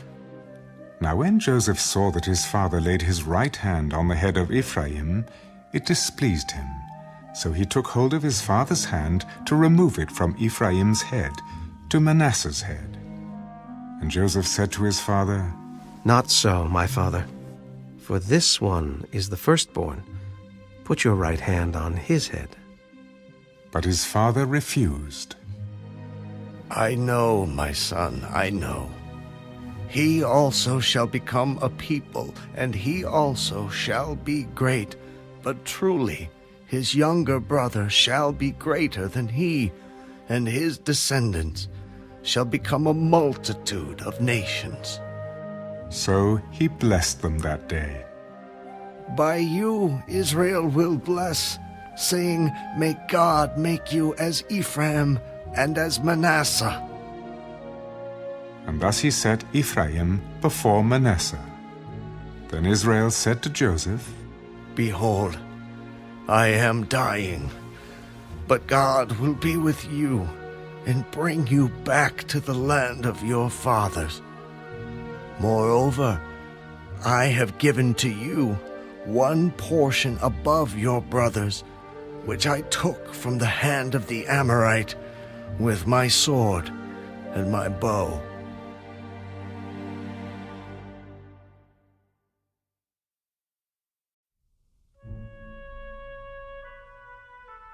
And Jacob called his sons.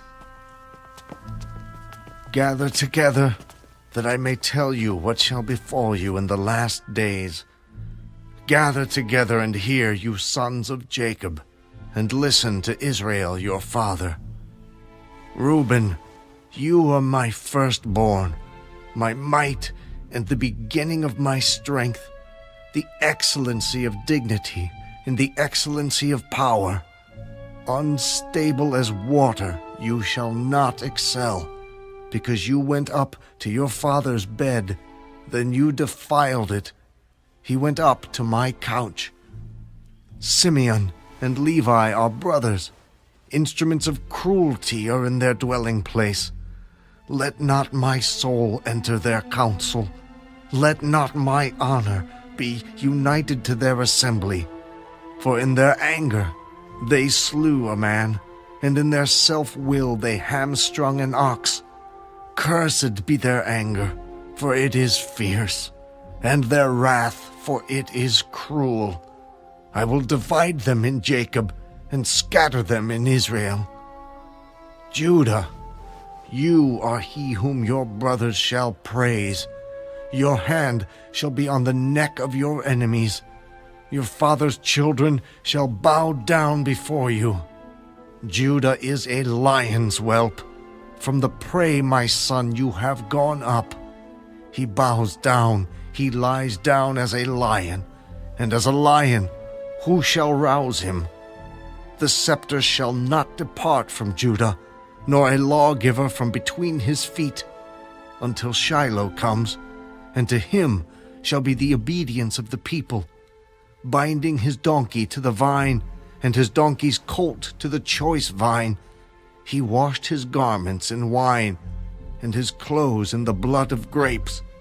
His eyes are darker than wine, and his teeth whiter than milk. Zebulun shall dwell by the haven of the sea. He shall become a haven for ships, and his border shall adjoin Sidon. Issachar is a strong donkey. Lying down between two burdens, he saw that rest was good, and that the land was pleasant. He bowed his shoulder to bear a burden, and became a band of slaves. Dan shall judge his people as one of the tribes of Israel. Dan shall be a serpent by the way, a viper by the path, that bites the horse's heels so that its rider shall fall backward. I have waited for your salvation, O Lord. Gad, a troop shall tramp upon him, but he shall triumph at last. Bread from Asher shall be rich, and he shall yield royal dainties. Naphtali is a deer let loose. He uses beautiful words. Joseph is a fruitful bough by a well. His branches run over the wall. The archers have bitterly grieved him, shot at him, and hated him, but his bow remained in strength, and the arms of his hands were made strong by the hands of the mighty God of Jacob. From there is the shepherd, the stone of Israel. By the God of your father who will help you, and by the Almighty who will bless you with blessings of heaven above, blessings of the deep that lies beneath, blessings of the breasts and of the womb. The blessings of your father have excelled the blessings of my ancestors, up to the utmost bound of the everlasting hills. They shall be on the head of Joseph, and on the crown of the head of him who was separate from his brothers. Benjamin is a ravenous wolf. In the morning he shall devour the prey, and at night he shall divide the spoil. All these are the 12 tribes of Israel, and this is what their father spoke to them. And he blessed them. He blessed each one according to his own blessing. Then he charged them, I am to be gathered to my people. bury me with my fathers in the cave that is in the field of Ephron the Hittite, in the cave that is in the field of Machpelah, which is before Mamre in the land of Canaan, which Abraham bought with the field of Ephron the Hittite as a possession for a burial place. There they buried Abraham and Sarah his wife. There they buried Isaac and Rebekah his wife. And there I buried Leah. The field and the cave that is there were purchased from the sons of Heth.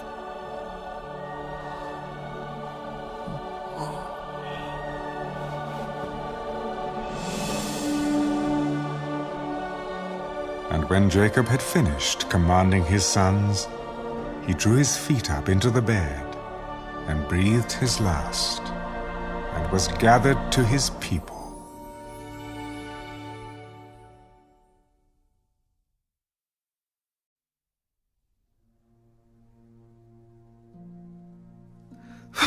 Then Joseph fell on his father's face, and wept over him, and kissed him. And Joseph commanded his servants, the physicians, to embalm his father. So the physicians embalmed Israel. 40 days were required for him, for such are the days required for those who are embalmed. And the Egyptians mourned for him 70 days. Now when the days of his mourning were past, Joseph spoke to the household of Pharaoh. If now I have found favor in your eyes, please speak in the hearing of Pharaoh, saying, My father made me swear, saying, Behold, I am dying. In my grave which I dug for myself in the land of Canaan, there you shall bury me. Now therefore, please, let me go up and bury my father, and I will come back. And Pharaoh said, Go up and bury your father, as he made you swear. So Joseph went up to bury his father, and with him went up all the servants of Pharaoh, the elders of his house, and all the elders of the land of Egypt, as well as all the house of Joseph, his brothers, and his father's house. Only their little ones, their flocks, and their herds they left in the land of Goshen. There went up with him both chariots and horsemen, and it was a very great gathering. Then they came to the threshing floor of Atad, which is beyond the Jordan, and they mourned there with a great and very solemn lamentation. He observed 7 days of mourning for his father. And when the inhabitants of the land, the Canaanites, saw the mourning at the threshing floor of Atad, they said, This is a deep mourning of the Egyptians. Therefore its name was called Abel Mizraim, which is beyond the Jordan. So his sons did for him just as he had commanded them. For his sons carried him to the land of Canaan, and buried him in the cave of the field of Machpelah, before Mamre, which Abraham bought with the field from Ephron the Hittite, as property for a burial place. And after he had buried his father, Joseph returned to Egypt, he and his brothers, and all who went up with him to bury his father. When Joseph's brothers saw that their father was dead, they said, Perhaps Joseph will hate us, and may actually repay us for all the evil which we did to him. So they sent messengers to Joseph. Before your father died, he commanded, saying, Thus you shall say to Joseph, I beg you, please forgive the trespass of your brothers and their sin, for they did evil to you. Now please, forgive the trespass of the servants of the God of your father. And Joseph wept when they spoke to him. Then his brothers also went and fell down before his face. Behold, we are your servants. Do not be afraid, for am I in the place of God? But as for you, you meant evil against me, but God meant it for good, in order to bring it about as it is this day, to save many people alive. Now, therefore, do not be afraid. I will provide for you and your little ones. And he comforted them and spoke kindly to them. So Joseph dwelt in Egypt, he and his father's household. And Joseph lived 110 years. Joseph saw Ephraim's children to the 3rd generation. The children of Machir, the son of Manasseh, were also brought up on Joseph's knees. And Joseph said to his brethren, I am dying, but God will surely visit you and bring you out of this land to the land of which he swore to Abraham, to Isaac, and to Jacob. Then Joseph took an oath from the children of Israel. God will surely visit you, and you shall carry up my bones from here. So Joseph died, being 110 years old, and they embalmed him, and he was put in a coffin in Egypt.